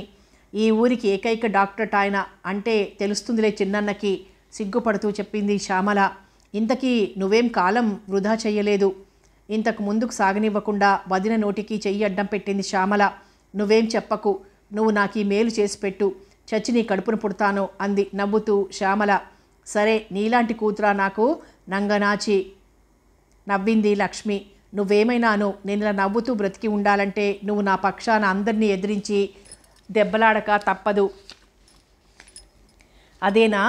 ఒక కండిషన్ మీద శ్యామల. మీ చిన్నన్నకి సంబంధం ఇష్టమైతేనే నేను మామగారితో వాదనకి వెడతాను, లేకుంటే లేదు అంది లక్ష్మి. ఓ సరే, నాకా భయం లేదు. చిన్నన్న బంగారు ఒప్పుకుంటాడు అని పొంగిపోయింది శ్యామల.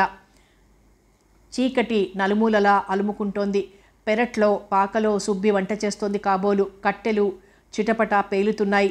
పెరట్లో బాదాం చెట్టు కింద మంచం వేసుకుని పడుకుంది శ్యామల. ఆకాశంలో 1-2 నక్షత్రాలు మిణుకుమిణుకుమంటున్నాయి.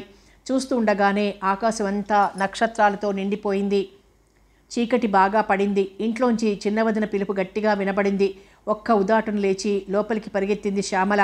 అంతా భోజనాలకు కూర్చున్నారు. వదిన నేర్పరితనం వల్ల ఇంట్లో పనే ఎక్కువ లేదు. భోజనాలు అవడం, వంటిలు సర్దడం అన్నీ ఓ గంటలో అయిపోయింది. శ్యామల తన గదిలోకి వెళ్ళి తలుపు చేరవేసింది. మంచంపై నడుం వాల్చి నవల చదువుకోవడం ప్రారంభించింది. వదిన అన్నీ చెప్తుంది చిన్నన్నకి. కాసేపు తీవ్రంగా చర్చించుకుంటారు, కాసేపు ఇద్దరు నవ్వుకుంటారు. అన్నీ తలుచుకుంటూ ఉంటే నవలలో ఓ పేజీ కూడా ముందుకు సాగడం లేదు శ్యామలకి. చిన్నన్న వెళ్ళి అడుగుతాడు ఆయన్ని. ఆయన ఏమంటారో? ఏమీ అనరు, ఎంతో సంతోషపడతారు. ఒక్క అడగడం తరువాయిగా అన్నీ ఒప్పుకుంటారు. శ్యామల, నువ్వేం దిగులు పడకు అన్న మురహరి మాటలు చెవుల్లో రింగుమంటున్నాయి. అతనితో తన జీవితం పంచరంగుల స్వప్నంగా ఊహించుకుంటూ నిద్రలో ఒరిగింది శ్యామల. తెల్లవారేసరికి అంతా మామూలుగానే ఉంది. శ్యామలని చూసి లక్ష్మి ఆహ్వానిస్తున్నట్లు చిన్నగా నవ్వింది. ఆత్రంగా వదిన దగ్గర చేరి రహస్యంగా అడిగింది శ్యామల. చెప్పావా వదినా? అంది ముభావంగా లక్ష్మి. ఆ ముభావపు తీరు చూసి భయపడింది శ్యామల. చిన్నన్న ఏమన్నాడో? కోపం తెచ్చుకొని వదినను తిట్టాడేమో. వదిన గెడ్డం పుచ్చుకొని ఆమె ముఖం తన వైపు తిప్పుకుంది శ్యామల. పర్వాలేదు, చిన్నన్న ఏమన్నాడో చెప్పు అడిగింది. అప్పటికప్పుడే కళ్ళ నీరు తిరుగుతోంది శ్యామలకి. అన్న వద్దంటే ఏం చెయ్యాలేని ఆలోచన చేస్తోంది ఆమె మెదడు. లక్ష్మి మాట్లాడకుండా శ్యామల కేసి చూస్తూ కూర్చుంది. చెప్పు వదినా బ్రతిమాలుతూ అడిగింది శ్యామల. శ్యామల ఆత్రానికి పిరికితనానికి నవ్వింది లక్ష్మి. మరేదో అందరినీ ఎదిరించేస్తానన్నావే, అప్పుడే అలా డీలా పడిపోతున్నావేం? నవ్వుతూనే అడిగింది శ్యామలని. మరింతకీ నువ్వు చెప్పకపోతే ఏం చెయ్యాలి? కళ్ళు తుడుచుకుంటూ అంది శ్యామల. ఐఎమ్ సారీ శ్యామల, నువ్వు ధైర్యంగా ఎలా పోట్లాడతావో చూడాలని అలా చేశాను. మీ అన్నయ్యకి అంతా చెప్పాను. ఇంతకీ ఆ డాక్టరు మీ అన్నకి బాగా తెలిసినాయనలాగే ఉంది. ఈరోజు వెళ్ళి వాళ్ళ నాన్నగారిని కలుస్తానన్నారు. ఇదంతా రైట్ అయితే అప్పుడు మీ అమ్మని నాన్నగారిని కదిలించవచ్చును అన్నారు. సాఫీగా తమ సంభాషణ సారాంశం చెప్పింది వదిన. శ్యామల ముఖం ఆనందంతో విప్పారింది. నాకు తెలుసు, నువ్వు పూనుకుంటే తప్పక జరుగుతుంది అంది శ్యామల. హుషారుగా లేచి పెరట్లోకి పరుగు తీసింది. చిన్నన్న బయటికి వెళ్ళిపోయాక గానీ లోపలికి రాలేదు శ్యామల. అన్న కంట పడడానికి సిగ్గుగానో భయంగానో అనిపించింది. లోపలికి రా శ్యామల, ఎంతసేపలా పెరడు పట్టుకుని తిరుగుతావు? వేళాకోళం చేస్తూనే పిలిచింది లక్ష్మి. బాగా పొద్దెక్కింది. ఎండ కూడా తీవ్రంగా ఉంది. అయినా ఇంటి చుట్టూ పచ్చని చెట్లు ఉండడం వల్ల ఎండ వేడి తెలియటం లేదు. భోజనానికంతా సిద్ధం చేసి కబురు చెప్పుకుంటూ కూర్చున్నారు శ్యామల, లక్ష్మి. 12 దాటిపోయింది. ఇంకా రాలేదేమిటి మీ అన్న అని సగం స్వగతంగానూ సగం పైకి అంది లక్ష్మి. దానికి సమాధానం ఏముంది? అన్న వస్తే గాని ఏ సంగతి తెలియదు. ఇంతట్లో డాక్టర్ మురహరి స్కూటర్ వచ్చి గుమ్మంలో ఆగింది. వెనుక సీటు మీద నుంచి కిందికి దిగుతూ చాలా థ్యాంక్స్, మళ్ళీ కలుద్దాం అని చిన్నన్న లోపలికొచ్చాడు. చెయ్యి ఊపి తిరిగి వెళ్ళిపోయాడు డాక్టర్. కిటికీలోంచి డాక్టర్ రావడం చూసిన శ్యామల గుండెలు ఏదో తెలియని మనోవేదనతో కొట్టుకున్నాయి. తన కోసం ఓసారి అటు ఇటు అయినా చూడకుండా వెళ్ళిపోయాడేం అనుకుంది. భోజనాలు అయ్యాక తన గదిలోకి శ్యామల వెళ్ళిపోతుంటే చిన్ని మాట అని పిలిచాడు చిన్నన్న. సిగ్గు వల్ల తలెత్తి అన్నగారి ముఖంలోకి చూడలేకపోయింది శ్యామల. చిన్ని, నువ్వు ధైర్యంగా చేసిన పని బాగానే ఉంది. డాక్టర్ నాకు చాలా కాలం నుంచి తెలిసినవాడే. నీకు ఇప్పుడు తెలుసు కనుక మిమ్మల్ని నేనేం అడగక్కర్లేదు. వారి నాన్నగారిని ఈరోజు కలుసుకుని వచ్చాను. ఆ సంగతి చెప్పాలనే ఆగాడు చిన్నన్న. వదిన్ని కూడా పిలుస్తానుండి చిన్నన్న అంటూ వంటగదిలోకి వెళ్ళబోయింది శ్యామల. అక్కర్లేదే, నువ్వు విను. డాక్టర్ నాన్నగారు ఈ ఊరి కారణం నీకు తెలుసా? ఆయన్ని వెళ్ళి కదిలించడానికి జంకాను. అయినా ఎలాగో తేలాలిగా. ఆయన ఎంత పెద్ద పులిలా కనిపిస్తాడో అంత సాధువు. తిన్నగా ఈ విషయం కదిపాను. కుర్రాడి ఇష్టమే తన ఇష్టం అన్నారాయన. కాకుండా ఇంకొకటి నువ్వు తెలుసుకోవాలి. మురహరి ఈ ఊళ్ళో ఉండి ప్రాక్టీస్ చేసుకుంటాడే గాని పట్నంలో ప్రాక్టీస్ పెట్టే ఉద్దేశం లేదు. అంచేత పెళ్లి చేసుకున్నాక నువ్వు అతన్ని కట్నం కాపురం కోసం వేధించకూడదు. చిలిపిగా నవ్వుతూ వార్నింగ్ ఇచ్చాడు చిన్నన్న. తల వంచుకుని కూర్చుని ఏ బదులు చెప్పలేదు శ్యామల. ఏమంటావు? ఏమిటి నీ ఉద్దేశం అని రెట్టించి అడిగేసరికి ఎలాగైనా పర్వాలేదు చిన్నన్న అంది చివరికి. చిన్ని, నువ్వు ఇంత ధైర్యం కలదానివని ఎప్పుడూ అనుకోలేదు. ఇది సవ్యంగా ముగిసేదాకా నాకు నిద్ర పట్టదు. ఇటువైపు వాళ్ళెంత సులువుగా ఒప్పుకున్నారో నాన్నగారిని, అమ్మని, పెద్ద వదినని ఒప్పించడానికి అంత అవస్థ పడాలి. ఇక ఆ వైపు పని మీ వదినదే అన్నాడు. 2 రోజులు గడిచేలోగా 4 సార్లు వచ్చి వెళ్ళాడు మురహరి. పిరికితనం పోయి శ్యామల ధైర్యంగా సరదాగా తిరుగుతోంది. అందరి దిగులు తనను ఆవహించినట్టు అనిపించింది లక్ష్మికి. చిన్ని వండి పెడుతుంది. నువ్వు ప్రయాణం కమ్మన్నాడు వదినని చిన్నన్న. బస్సులో 4 గంటల ప్రయాణం. నాకు వెళ్ళడానికి కాదండి. అక్కడ వాళ్ళంతా ఒకెత్తు, మీ అన్నగారి భార్య ఒకెత్తు. నాకదే భయంగా ఉంది అంది వదిన. ఎలాగైతేనేం లక్ష్మి బయలుదేరక తప్పలేదు. శ్యామల కోసం వాళ్ళందరికీ అన్నీ చెప్పి ఒప్పించాలి. ఒకింట్లో ఒకళ్ళనొకళ్ళు సర్ది చెప్పుకునేందుకు, మనసులో మాట చెప్పుకునేందుకు వెనుకాడే ఈ వాతావరణం భరింపరానిది. మనసులో ఉన్న వాటిని జంకు లేకుండా చెప్పగల అవకాశం ఎప్పుడొస్తుందో. బస్సులో ఎక్కి కూర్చున్న తర్వాత కూడా లక్ష్మి తన భర్తని, ముద్దుల ఆడబిడ్డని చూసి విష్ మీ లక్ అంటూ నవ్వింది. తప్పకుండా కోట్లో పాగా వేస్తావు వదిన, త్వరగా వచ్చేయి అని వదిలిని ఆనందంగా సాగనంపింది శ్యామల. బస్సులో కూర్చున్నంతసేపు అక్కడెలా మాట్లాడాలి, వాళ్ళంతా ఒప్పుకోకపోతే శ్యామల ఏం చేస్తుంది? తను భర్త తెగించి ఎవరినీ లెక్క చేయకుండా పెళ్లి చేసేస్తే ఏమవుతుంది? వర్షం ముందు ఈ పెళ్లలాగా తెగని ఊహలు కోకొల్లలుగా తలలో తిరుగుతున్నాయి. ఎలాగా, ఏం చెయ్యాలి అని వేధిస్తున్న ప్రశ్నలను వెంటబెట్టుకుని అత్తవారింటి అడుగుపెట్టింది లక్ష్మి. హఠాత్తుగా వచ్చిన చిన్న కోడల్ని చూసి ముందు ఆశ్చర్యపడినా ఎంతో సంతోషం ప్రకటించారు శ్యామల తల్లి. ఏమమ్మా, ఉత్తరం ముక్కైన రాయకుండా బయలుదేరావు? అంతా కులాసాగా ఉన్నారా అడిగాడు శ్యామల తండ్రి. అంతా కులాసాగానే ఉన్నారు అని ముభావంగా ఊరుకుంది లక్ష్మి. లక్ష్మి పోగడను బట్టి ఏదో తీవ్రమైన సమస్య పీడిస్తుందామని అని గ్రహించారు శ్యామల తండ్రి. భోజనాలు అయ్యాక మధ్యాహ్నం అరుగు మీద కూర్చుని అమ్మాయి లక్ష్మి అని చిన్న కోడల్ని కేక వేశారు శ్యామల తండ్రి. వస్తున్నానండి అంటూ వెళ్ళి పొందిగ్గా కూర్చుంది లక్ష్మి. శ్యామల తరపున వకాల్తా పుచ్చుకున్న న్యాయవాదిలాగా తన మాటలు పదే పదే మననం చేసుకుంది. చూడు లక్ష్మి, ఈ ఇంటికి చిన్న కోడలిగా వచ్చావు. వచ్చిన కొద్ది రోజులకే అందరికీ అయిందానివనిపించుకున్నావు. ఈరోజు హఠాత్తుగా నువ్వు రావడానికి ఏదో కారణం ఉంటుందని అప్పుడే అనుకున్నాను. ఊహించి చూశాను, కానీ నా ఊహకందలేదు. ఇప్పుడు నువ్వే చెప్పు అని చుట్టముట్టించారు శ్యామల నాన్న. మామగారి ముఖం ప్రశాంతంగా ఉండడం గమనించిన లక్ష్మి అదొక శుభసూచకంగా భావించింది. ఏం లేదు, శ్యామల పెళ్లి విషయం మాట్లాడమని పంపించారు నెమ్మదిగా అంది. తృప్తిగా చుట్ట కాలుస్తూనే ఏమిటి, ఏదైనా మంచి సంబంధం తటస్థపడిందా? శర్మ చూశాడా అడిగాడు. ఏం చెప్పాలి, ఆయన చూశారు, పిల్ల ఇష్టపడిందే అనాలా, అమ్మాయికి నచ్చిన సంబంధం అని చెప్పాలా? సందిగ్ధంలో పడింది లక్ష్మి. ఏమిటమ్మా, ఏమిటి ఆలోచిస్తున్నావు రెట్టించారు. ఏం లేదు మామగారు, నే చెప్పే సంగతి కోపం తెచ్చుకోకుండా ముందు వినండి జంకుతూనే చెప్పింది లక్ష్మి. శ్యామలకి ఎలా మురహరితో స్నేహం ఏర్పడ్డది, శ్యామల తన కోరికను ఎలా చెప్పింది. తన భర్త కరణం గారితో మాట్లాడడం కూడా చెప్పింది. గంభీరమైన నిశ్శబ్దం ఆవరించింది వారి చుట్టూ. మామగారేమి ఆలోచిస్తున్నారు అన్నది ఊహామాత్రంగానైనా అవగాహన కాలేదు లక్ష్మికి. కొద్ది నిమిషాల నిశ్శబ్దం తరువాత కాలుస్తున్న చుట్ట పక్కన పడేసి, సరే ఇంతదాకా వచ్చాక మనం చెయ్యగలిగిందేం లేదు అన్నారు. ఆ సమాధానం వెంట మామగారు నిట్టూర్చడం స్పష్టంగా వింది లక్ష్మి.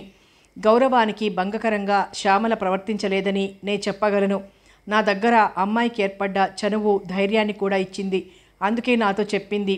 శ్యామల చేసిన పనిలో అవమానకరమైనదేం లేదని చెప్పాలని లక్ష్మి తాపత్రయం. ఇంతట్లోకి పెద్ద కోడలు అక్కడికి రావడంతో, సరే కానివ్వండి, అంతా మీ చేతుల మీదే, ఇంకా మాట్లాడడానికేం లేదన్నట్టనేసి ఊరుకున్నారు శ్యామల తండ్రి. నాకు తెలియకడుగుతాను కానీ ఈవిడ గారు చదువుకున్న తెలివితేటలు మన పిల్ల మీదే చూపెట్టాలా? ఈవిడ ప్రోత్సాహం లేకుండా శ్యామల అలాంటి పని చేస్తుందంటే ఎవరూ నమ్మరు. నేను అప్పుడే చెప్పాను ఈవిడ గారితో కూడా ఎందుకీ పెళ్లి కావలసిన పిల్లని పంపడమని. మామగారు తిరిగైనా చూడకపోవడంతో లక్ష్మికేసి తిరిగింది గాలి. అయినా పెద్ద చిన్న ఉన్నారు కదా, తగుదునమ్మా అని అన్నీ నువ్వే చూడ్డమేం అంది. లక్ష్మికి సమాధానం ఏం చెప్పాలో తోచలేదు. ఎందరో తెగించిన ఆడపిల్లల కంటే ఎంతో బాధ్యత కనబర్చింది శ్యామల. అవతల వ్యక్తి కూడా ఆత్మ గౌరవాదులు కలవాడు కావడం చేత మర్యాద దక్కింది. రెండో కంటికి కనబడకుండా పెడతోబులు తొక్కుతారే కొందరు, అలాంటిది తన మనస్సులో ఒక నిర్ణయానికి రాగానే తనకెందుకు చెప్తుంది శ్యామల? పెద్దల మీద గౌరవం ఉండడం చేతనేగా. నిజమే, కానీ శ్యామల్ని ఎవరో పరాయి పిల్లలాగా చూసి వీధికెక్కించడం నాకు ఇష్టం లేదు. నేను ఆంక్షలు పెట్టి నువ్వు గుమ్మం దిగడానికి వీల్లేదని కట్టుదిట్టం చెయ్యలేదు. అయినా శ్యామల నన్ను మోసం చేసిందని, మన గౌరవం మంట కలిపిందని నేను అనుకోవడం లేదు. నాతో చెప్పకుండా ఒకవేళ శ్యామలే తెగించి ఉంటే అప్పుడు మీరు నిందించేది నన్నేగా. చూడండి, ఇంటికి పెద్ద కోడలనన్న గౌరవమన్నా లేకుండా ఎలా నిలదీసి అడుగుతోందో. అయినా మీ గౌరవం మర్యాదలు ఎలా పోతే నాకెందుకు? బాగా బుద్ధి చెప్పావమ్మా, ఇదిగో లెంపలు వేసుకుంటున్నాను అంటూ అఘాయిత్యంగా టపీమని లెంపలేసుకుంటున్న పెద్ద కోడల్ని చూసి శ్యామల తండ్రి విసుగ్గా అన్నారు. చూడమ్మాయి, ప్రతిదానికి రాద్ధాంతం తయారు చెయ్యకు. లక్ష్మి చెప్పినట్లు పైకి చెప్పకుండా చిన్ని తెగించి ఉంటే ఏం చేసేవాళ్ళం? అందుకే శ్యామలకి నచ్చిన ఈ పెళ్లి కొడుకుని ఒప్పేసుకోవడమే గౌరవం కాపాడుకోవడం. ఇక దాని గురించి వాదనలు పడకండి అని లేచి లోపల పెరట్లోకి వెళ్ళిపోయాడు. మా తల్లి, ఏం పాదం మోపావో ఎవరి దారి వారికి చూపిస్తున్నావు అని లోపలికి వెళ్ళిపోయింది పెద్దావిడ. తనెవరి కోసం ఇన్ని మాటలు పాడాలి? తనకెందుకు వచ్చిన గొడవ ఇది? వస్తున్న ఏడుపు ఆపుకొని తను లోపలికి వెళ్ళిపోయింది లక్ష్మి. శ్యామలని ఇక్కడికి పిలిపించేస్తే సరి, అయిన సంబంధం చూసి త్వరలో పెళ్లి చేసేయొచ్చు. మామగారు కోపంలో అలా అన్నారు కానీ సాంప్రదాయం తెలియని సంబంధం ఆయన ఎలా ఒప్పుకుంటారు? మీరీ విషయంలో మొండి పట్టుదల పట్టాలత్తయ్యా, నిదానంగా అత్తగారికి బోధిస్తోంది పెద్ద కోడలు. అప్పుడే లక్ష్మి వంటగదిలోకి అడుగుపెట్టింది. ఎవరినైనా మార్చొచ్చు కానీ ఈ ఇంటి పెద్ద కోడల్ని మార్చలేమనుకుని అత్తగారి దగ్గరగా కూర్చుంది. అత్తయ్య, అసలు జరిగిందంతా చెప్తాను వినండి. నేను తీరి కూర్చుని శ్యామల పాడైపోతుంటే ఊరుకుంటానా? శ్యామలేమి నాకు శత్రువు కాదే. రోజు సాయంత్రం వంట నేను చేస్తాను. ఆ సమయంలో శ్యామల తోటకెళ్ళి కాసేపు తిరిగి వచ్చేది. ఓ రోజు పోట్లెద్దు తరిమిందని ఒగర్చుకుంటూ ఇంటికొచ్చింది. ఎవరో ఒక ఆయన దాన్ని కట్టేశాడంది. నేను మీ అబ్బాయి కూడా ఈ విషయం పట్టించుకోలేదు. అయినా దానిలో ఏముందనుకున్నాం. కానీ రాను రాను శ్యామల హుషారుగా ఉంటుంటే నేనే అడిగాను. తనే చెప్పాలనుకుంటున్నానని, కానీ ఎలా చెప్పడమో తెలియక అవస్థపడుతున్నానని ఈ సంగతి చెప్పింది. మురహరి ఆ ఊరిలో ఉన్న ఒక్క డాక్టరు. కరణం గారబ్బాయి. తండ్రి ఉన్నాడు, తల్లి లేదు, ఇంకా పిల్లలు లేరాయనకి. అత్తయ్య, మనం శ్యామలని కాదనాలని హింస పెట్టాలే తప్పించి ఈ సంబంధంలో నాకేం లోటు కనిపించలేదు. అప్పుడే మాట్లాడడం ఆపి అత్తగారు కంటతడి పెట్టడం చూసింది లక్ష్మి. మీరిలా అయితే ఎలాగా? శ్యామల ఇలా ధైర్యం చేసి చెప్పడమే మెరుగైంది. అలా కాకుండా ఏ తప్పుదారినో నడిస్తే మనం ఏం చేయగలిగేవాళ్ళం? ఇప్పుడు పేచీలు పడి రభస చేస్తే వీధిన పడేది మన ఇంటి గుట్టే. మీరా సంగతి మర్చిపోతున్నారు అంది. అంతా తెలుస్తూనే ఉందే తల్లి, అయినా దిక్కులేని పిల్లలాగా అదెందుకలా చెయ్యాలని అన్నారు కళ్ళు తుడుచుకుంటూ. దానికి సమాధానం ఏమిటి? ఈ రకం ప్రశ్నలకి సమాధానాలే ఉండవు. ఎవరూ లేని వాళ్లే ప్రేమించి పెళ్లి చేసుకుంటారు. దిక్కున్న వాళ్లే చూసిన సంబంధాలు చేసుకుంటారు అన్న ఆవిడ అమాయకత్వానికి నొచ్చుకుంది లక్ష్మి. అలా ఏం కాదత్తయ్యా. కొందరు అమ్మాయిలకి స్వేచ్ఛ ఇస్తే ధైర్యంగా దాన్ని వినియోగించుకుంటారు. బాధ్యత కలవాళ్ళు తమ నిర్ణయాలని అంత ధైర్యంగానూ తమ పెద్దలకి చెప్తారు. అంతే చేసింది శ్యామల. ఇప్పుడేం లోటైందని మీరు బాధపడ్డం? మురహరి అందంగా ఉంటాడు, తగినంత ఆస్తి ఉన్నవాడే, పైగా పిల్లకి నచ్చినవాడు. ఇంతకంటే మంచి సంబంధం తేవాలంటే మామగారు ఎంత అవస్థ పడాలో అంది లక్ష్మి. ఇదిగో నే చెప్తున్నా విను. ఇలా అర్థం పర్థం లేని పెళ్ళిళ్ళు అవి ఈ ఇంట్లో జరగడానికి వీల్లేదు.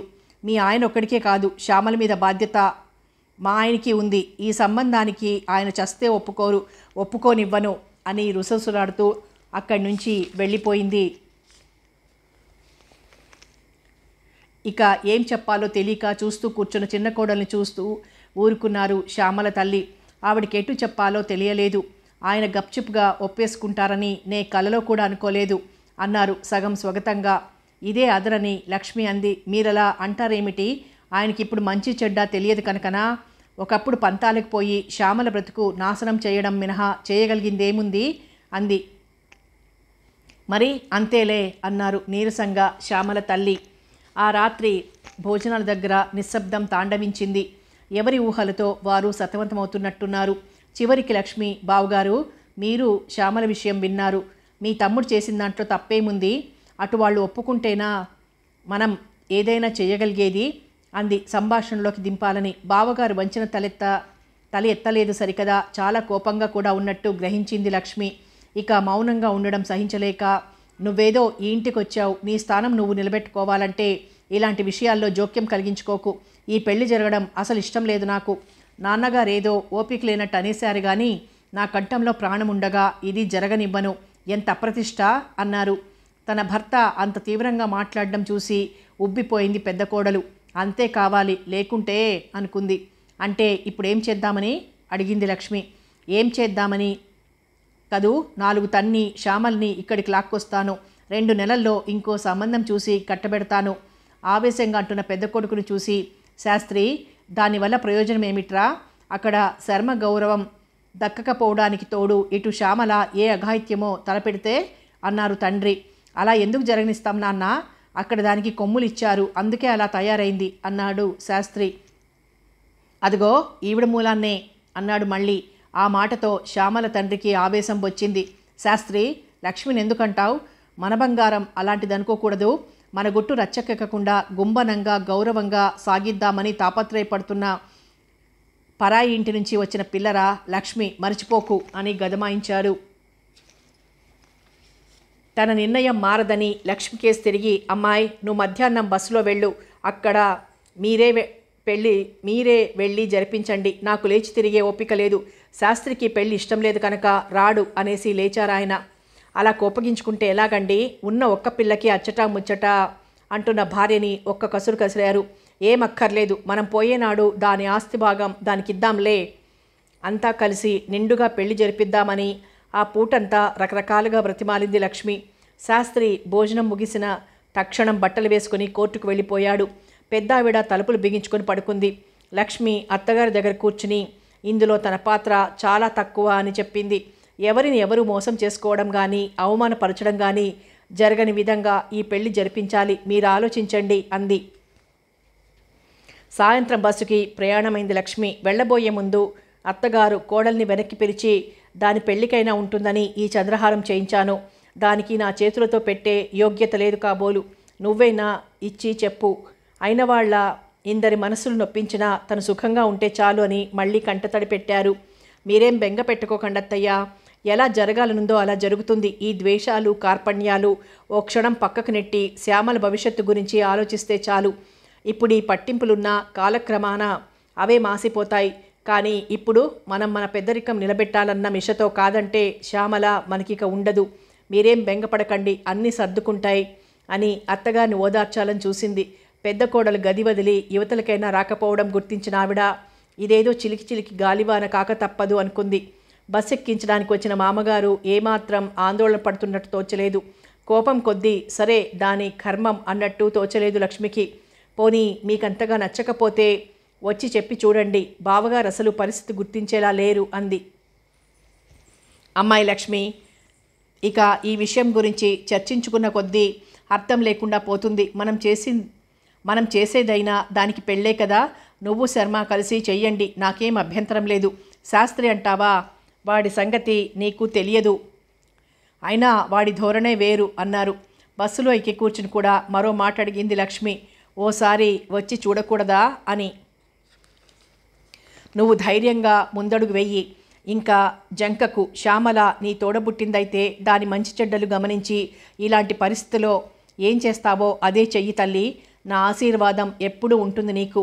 ఇక్కడ పెద్దవాడిని నొప్పించి నేను ఈ పనికి పూనుకోను. అందుకే మీ మీద పెడుతున్న భారం అన్నారు. మామగారిచ్చిన ధైర్యానికి కొండంత బలం వచ్చినట్లయింది లక్ష్మికి. ఇంకా శ్యామల భవితవ్యానికే ఏ అడ్డంకు లేదు. కోరిన వాణ్ణి పెళ్లి చేసుకుని సంసారం స్వర్గం చేసుకుంటుందో నరకమో అది ఆ పిల్ల చేతుల్లో పని అని హాయిగా దీర్ఘంగా నిట్టూర్చింది లక్ష్మి. ఎప్పుడూ లేనిది బస్సు ఆగ మేఘాల మీద ప్రయాణం చేస్తోందా అనిపించింది. గుమ్మంలో అడుగు పెడుతున్న చిన్న వదినను అమాంతం కౌగులించుకుంది శ్యామల. ఏమైంది అంది ఆత్రంగా. నన్ను లోపలికి రాని చెప్తాను అంటూ లోపలికి నడిచింది లక్ష్మి. అంతా విన్న శ్యామల వదిన ధైర్యానికి జోహార్ అనుకుంది. ఈవిడ అండ చూసుకునే తాను ప్రాణాలతో ఉన్నాను అనుకుంది. వదినా నీ మేలు మరవను అంది ప్రేమ ఉట్టిపడుతూ. నాకేమి ఇవ్వవద్దు, మీ అన్న గౌరవం దక్కేలా హుందాగా కాపురం చేసుకో అంతే చాలు అంది శ్యామల తలనిమురుతూ. అందరూ ఉండి శ్యామలకి తన పెళ్లి చేయవలసి వచ్చింది అని మనసు బాధపడ్డా ఈ విధంగా పరిష్కారం కావడమే మేలనిపించింది. చిన్నన్న విషయం అంతా బాగా గ్రహించాడు. అందుకే త్వరలోనే ముహూర్తం పెట్టించి సింపుల్గా చేసేద్దాం పెళ్ళి, మిగిలిన విషయాలు తర్వాత ఆలోచిద్దాం అన్నాడు. అవును అదే మంచిది, ఆలస్యం వల్ల అనర్థాలు రావచ్చు అంది లక్ష్మి. ఏటికి ఎదురు ఇదిన నిశ్చింతగా నిద్రపోయింది శ్యామల. ఇవే స్వర్గానికి నిచ్చినలు, నేనింకా తొలిమెట్టు మీదే ఉన్నాను అనుకుంది కాబోలు. నిద్రలోనే నవ్వుకుంది. ఊరి కరణం గారింటి పెళ్ళి అంటే సామాన్యమా? ఎంత సింపుల్గా చేయాలన్నా అది ఘనంగానే జరిగి తీరుతుంది. ఊళ్ళో ఎప్పుడూ పరిచయం కూడా లేని వాళ్ళంతా వచ్చి చేదోడుగా పెండ్లి పనులు సాగించారు. ఎలాగా తలపెట్టాం, పెళ్లి భోజనాలు లేకపోవడమేమిటి? చిన్ని పెళ్లికి అని చిన్నన్న వంటవారిని ఏర్పాటు చేశాడు. కొత్త తాటాకుల పందిరి కనుల పండువగా ఉంది. మామిడాకుల తోరణాలు గాలికి కదలాడుతున్నాయి. పందిట్లో అందరూ కూర్చునేందుకు సుబ్బి శుభ్రంగా అలికి ముగ్గులు వేసింది. పెళ్లి కూతురు శ్యామల ఎంత సిగ్గుపడుతున్నా లక్ష్మి వెంట తోకలా తిరుగుతూనే ఉంది. నువ్వెక్కడా కూర్చో, ఎందుకిలా నా కొంగు పట్టుకున్నావు అంది లక్ష్మి సాధింపగా. అందుకేగా, నువ్వొకసారి అలా సాధించేస్తే తృప్తిగా ఉంటుందదినా, నేనేం పని చేయకూడదా అడిగింది. ఏం చేస్తావో చెప్పపోని, ఇంతమంది ఉన్నామే, నువ్వంటే అడ్డు తప్పించి పని సాగదు. పోనీ ఓసారి తోటలో తిరిగొస్తావేమిటి అంటూ వేళాకోళం చేసింది. పోవదినా, నువ్వెప్పుడు ఇంతే. అందుకే నీలాంటి పెళ్లి కూతుళ్ళకి పూర్వం నల్లపూసలు తోటకూర విత్తులు కలిపి ఇచ్చి వేరు చేస్తూ కూర్చోమనేవారట, తలెత్తకుండా కూర్చునుంటారని. శ్యామల లోపలి గదిలోకి వెళ్ళిపోయి కూర్చుందే కానీ ఆమె మనసు విశ్రాంతిగా ఉండనివ్వడం లేదు. అమ్మ కోసం అరులు చేస్తోంది, నాన్న కోసం ఎదురు చూస్తోంది. వాళ్ళు ఉంటే నా ఆనందం పరిపూర్ణమయ్యేది అని పదే పదే అనిపించసాగింది. వద్దనుకున్న కళ్ళ నీళ్లు పొంగుతున్నాయి. అందుకనే ఏకాంతం భరించలేకుండా ఉంది. లక్ష్మి వెంట తిరుగుతూ విసిగిస్తోంది శ్యామల. పెళ్లి పనులన్నీ పూర్తి చేసేసరికి ముహూర్తం 2 రోజుల్లోకి పడింది. లక్ష్మి లోపల భయపడుతున్నా నిబ్బరంగా తిరుగుతోంది, లేని ధైర్యం తెచ్చుకుంటూ. మీ నాన్నగారినైనా పిలుద్దాం లక్ష్మి అని చిన్నన్న ఎన్నోసార్లు అడిగాడు. కానీ లక్ష్మి వద్దు కాక వద్దంది. మామగారు బావగారు రానిదే ఆయన్ని పిలిస్తే ఏం బాగుంటుందండి, నన్ను అనవసరంగా ఇరుకున పెట్టిన వారవుతారు, మీరూరుకోండి అనేసింది. కానీ శర్మకంతా అయోమయంగా ఉంది. చిన్ని చక్కని వరుణ్ణి స్నేహపాత్రుణ్ణి చేపడుతున్నందుకు సంతోషంగా ఉంది. కానీ తల్లిని తండ్రిని తోడబుట్టిన అన్నని కాదని ఈ పని చెయ్యబూనిన సాహసంలో అర్థం లేదనిపిస్తోంది. ఇది ముందు దేనికి దారితీస్తుందోనని భయంగా ఉంది. రేపు పొద్దున్న పెళ్లి కూతుర్ని చేస్తారనగా చిన్నన్న వదినతో గుసగుసలాడ్డం చూసింది శ్యామల. దేనికో ఏమిటో అర్థం కాలేదు. ఆ రోజు 10 గంటలయ్యేసరికి మురహరి స్కూటర్ చప్పుడు గుమ్మం ముందు వచ్చి ఆగింది. కిటికీలోంచి చూసి శ్యామల వైదొలిగిపోయింది సిగ్గుతో. ఎంతో ధైర్యంగా అతనితో కబుర్లు చెప్పిన తనకి, అతని గుండెల్లో తలదాచుకున్న తనకి ఈ సిగ్గేమిటి అనుకుంది. ఓ 5 నిమిషాలు కూడా ఆలస్యం కాకుండా స్కూటర్ బయలుదేరి వెళ్ళిపోయిన చప్పుడు వింది శ్యామల. వెనక చిన్నన్న కూర్చుని ఉన్నాడు. ఇద్దరూ ఎక్కడికి బయలుదేరినట్టు అనుకుంటూ చిన్న వదినను వెతుక్కుంటూ బయలుదేరింది శ్యామల. వంటింట్లో వంటకాలకి మూతలు సర్దుతోంది చిన్న వదిన. అన్నయ్య ఎక్కడికి వెడుతున్నాడు వదినా అడిగింది. చూసావుగా ఎవరితో పెడుతున్నారో, నంగనాచి. మీ ఆయన వాచి గట్రా ఇస్తే గాని పెళ్ళాడట అందుకు బయలుదేరారు కాబోలు. ఇంకేం చెప్పలేదు లక్ష్మి. ఎంత ఆలోచించినా కారణాలు అంతుబట్టలేదు శ్యామలకి. లక్ష్మి వివరించి చెప్పడానికి ఉత్సాహం చూపించలేదు. కానీ శ్యామలకి ఆ రాత్రి 2వ జామునో 3వ జామునో చిన్నన్న ఎక్కడికి వెళ్ళాడో తెలిసి వచ్చి ఏడ్చేసింది. చీకట్లు బాగా దట్టంగా కమ్ముకున్నాయి. స్కూటర్ ఇంటి ముందు ఆగేసరికి దుప్పటి మెడదాకా కప్పుకొని పడుకున్నారు శ్యామల తండ్రి. చప్పుడు విని ఎవరు అంటూ లేచారు. నేను నాన్న, శర్మని అంటూ లోపలికి అడుగు పెట్టాడు. ఈ అలికిడికి శాస్త్రి కూడా లేచాడు. ఏరా, ఏం జరిగింది? ఇంత అర్ధాతరంగా వచ్చావేం? శ్యామలేమైంది అంటూ ఆత్రంగా అడిగాడు. నీకోసమే వచ్చానన్నయ్యా. శ్యామల నువ్వు లేకుండా పెళ్లి చేసుకోనంది. పిలవడానికి పెళ్లి కొడుకుని వెంట పెట్టుకుని వచ్చానంటూ మురహరిని పరిచయం చేశాడు. శ్యామల తల్లి కళ్ళ నుంచి నిద్రను పారదోలి కంటి నిండుగా చూసింది. శ్యామల ఎంచుకున్న వరుణ్ణి ఆమెకి తృప్తి కలిగింది. ఎక్కడలేని ఓపిక వచ్చినట్టుంది. గబగబా వెళ్ళి పెద్ద కోడల్ని లేపింది. కుతూహలాన్ని కాదనగలిగిన ఆడది కాదు పెద్ద కోడలు. ముందు హాల్లోకి తొంగి చూసింది. దీపాల వెలుగులో అంతా కూర్చుని చర్చించుకుంటున్నారు. పెద్ద వదిన కూడా తృప్తితో తలాడించింది. శ్యామల మీద కోపం పోయింది ఆవిడ గారికి. పోనీ వ్యవధి ఉంది కదా, మనం కూడా వెడదామేమిటి పెళ్ళికి నెమ్మదిగా అన్నారు శ్యామల తల్లి. మీ అబ్బాయి ఊరుకోరత్తయ్యా, చూస్తుంటే నాకు వెళ్ళాలనే ఉంది. పిచ్చి తల్లి, ఇందరం ఉండి నువ్వు అడిగితే కాదంటాడుటే అబ్బాయి. నేనంటే ఆయన నోరు నొక్కేస్తారు. గుడ్ల నీళ్లు కుక్కుకుంది తల్లి. మీరుండండి అత్తయ్యా, నేను అడిగి ఒప్పిస్తానుగా అంటూ గది గుమ్మంలోకి వెళ్ళి ఏవండి మాట అంటూ భర్తని కేకేసింది. ఏమిటే, ఏం కావాలి? ఇలా వచ్చి శ్యామల మొగుని చూడు అంటూ ఆహ్వానించాడు శాస్త్రి. చూశాను కానీ ఇలా రండి. లోపలికి వెళ్ళాడు శాస్త్రి. అది కాదండి అంటూనే పక్క గదిలోకి దారి తీయించింది. పోనీ అంత కష్టపడి వాళ్ళొచ్చారు, పెళ్లి కొడుకు కూడా వచ్చాడు కదా, పెళ్ళికి బయలుదేరదామా? ఏమంటారు అంది. నీ ముఖం మనల్ని కాదని చేస్తుంటే వాళ్ళొచ్చినంత మాత్రాన తోకాడిస్తూ వెళ్ళిపోవడమేనా? కసిరాడు పెళ్ళాన్ని. బాగుంది, మన అమ్మాయి పెళ్ళికి వెళ్ళడంలో నామర్ద ఏముందండి? ఏదో తెలియక మూర్ఖంగా అన్నానని, అంతేనా అంటూ ముఖానికి కొంగు అడ్డు పెట్టుకుంది. నీ ముఖం ఏడుపు లంకించుకోకు, నాన్నగారు ఒప్పుకోవద్దు అడిగాడు. మీరు సరేనంటే నేను అడుగుతాను ఆయన్ని అంటూ కుతూహలంగా భర్త ముఖంలోకి చూసింది. శాస్త్రి ముఖం మీద వెలుగురేఖల చిన్న మందహాసం వెలిగింది. ఈ ఆడవాళ్ళని అర్థం చేసుకోలేరు, అందుకే కాబోలు అనుకున్నాడు. ఏమంటారండి దీనంగా అడిగింది. తన భార్య ఇంత సౌమ్యంగా తనని బ్రతిమాలడం కలలో కూడా ఊహించలేకపోయిన శాస్త్రి ఆశ్చర్యంగా ఆమె ముఖంలోకి చూస్తూ ఉండిపోయాడు. చెప్పండి, పెళ్లి కొడుకు లక్షణంగా ఉన్నాడు. శ్యామల కోసం మనం ఎంతో కొంత దాచాం కదా, అదేం పరాయి పిల్ల? నాకు దాని మీద కక్ష లేదండి. నన్ను దాని పెళ్లికి తీసుకువెళ్ళకపోతే పుట్టింటికి వెళ్ళిపోతాను అంది సహజమైన ధోరణిలో. నాన్నగారిని అడుగు, నాకు ఇష్టమే అనేసి శాస్త్రి అక్కడి నుంచి కదిలాడు. ఇంతట్లోకి మామగారే కేక వేశారు. అమ్మాయ్ అంటూ కుతూహలంగా వచ్చి అందరి దగ్గర నిలబడింది. చూడు పెద్దాడు, మీ అత్తగారు పెళ్ళికి పెడతారు, నువ్వు నేను ఉందాం ఇంట్లో. నీకది ఇష్టమైతేనే ఈ మురహరికి మాటిస్తాను, ఏమంటావమ్మా అడిగారు. చిన్ని పెళ్ళికి మనం అందరం వెడదామండి, నాకు సరదాగా ఉంది అనేసి తలుంచుకుంది పెద్ద కోడలు. పెద్ద కోడలు అన్నమాట విని అదిరిపడ్డాడు ముసలాయన. నిజంగానా? నీకు అయిష్టం లేదు కదూ? చూడమ్మా, నువ్వు నాకు పెద్ద కోడలివి, నీ మాట మీద నాకు గౌరవం ఉంది. నువ్వు సరేనంటే గాని నేనెవరికి ఏ మాట ఇవ్వను. చెప్పు తల్లి, వెడదామంటే సరే, లేకపోతే పెద్దవాడిని పంపిద్దాం. అబ్బాయి వచ్చి అడుగుతున్నాడు కనుక. మనం అందరం వెడదామండి, ఓ గంటలో సామాన్లు సర్దేస్తాను, కారులో బయలుదేరిపోదాం, మీరడ్డు చెప్పకండి అంది. సంతోషంతో శ్యామల తండ్రి తన కొడుకులిద్దరికేసి చూశారు. శర్మ ముఖం వికసించింది. పరుగున లోపలికి వెళ్ళి తల్లిని కౌగిలించుకున్నాడు. ఉండరా, నేను సర్దవలసినవి చాలా ఉన్నాయి అంటూ ఆనందంతో మాట్లాడలేకపోయారావిడ. ఇంకా బాగా చీకట్లు కమ్ముకునే ఉన్నాయి. చెట్లలో అక్కడక్కడ నిద్రపట్టని కాకి కూస్తోంది. కారులో అంతా ఒకటే గలగల, ఒకటే హడావిడి. ఇరుకుగా కూర్చున్న అందరి మనసులు హాయిగా ఉన్నాయి. ఉండవయ్యా పెళ్ళికొడుకు, నీకు పడనంత కారిస్తాం అన్నాడు శర్మ. లాభం లేదండి, నా స్కూటరే మా ఊరికి నయం, మీ కారు ఆ రోడ్ల మీద పట్టదు నవ్వేశాడు శర్మ.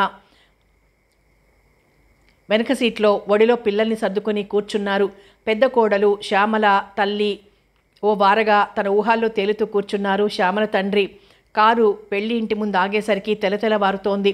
పెళ్లి ఇళ్ళు కళకళలాడుతోంది. చిక్కగా కళ్ళాపు జల్లి ముగ్గులు పెడుతున్న సుబ్బి కారాగడం చూసి లక్ష్మమ్మగారు అంటూ గావుకేక పెట్టింది. అప్పుడే లేచిన లక్ష్మి ఆదరాబాద్రాగా బయటకొచ్చింది. శ్యామల కూడా పరుగున వచ్చింది.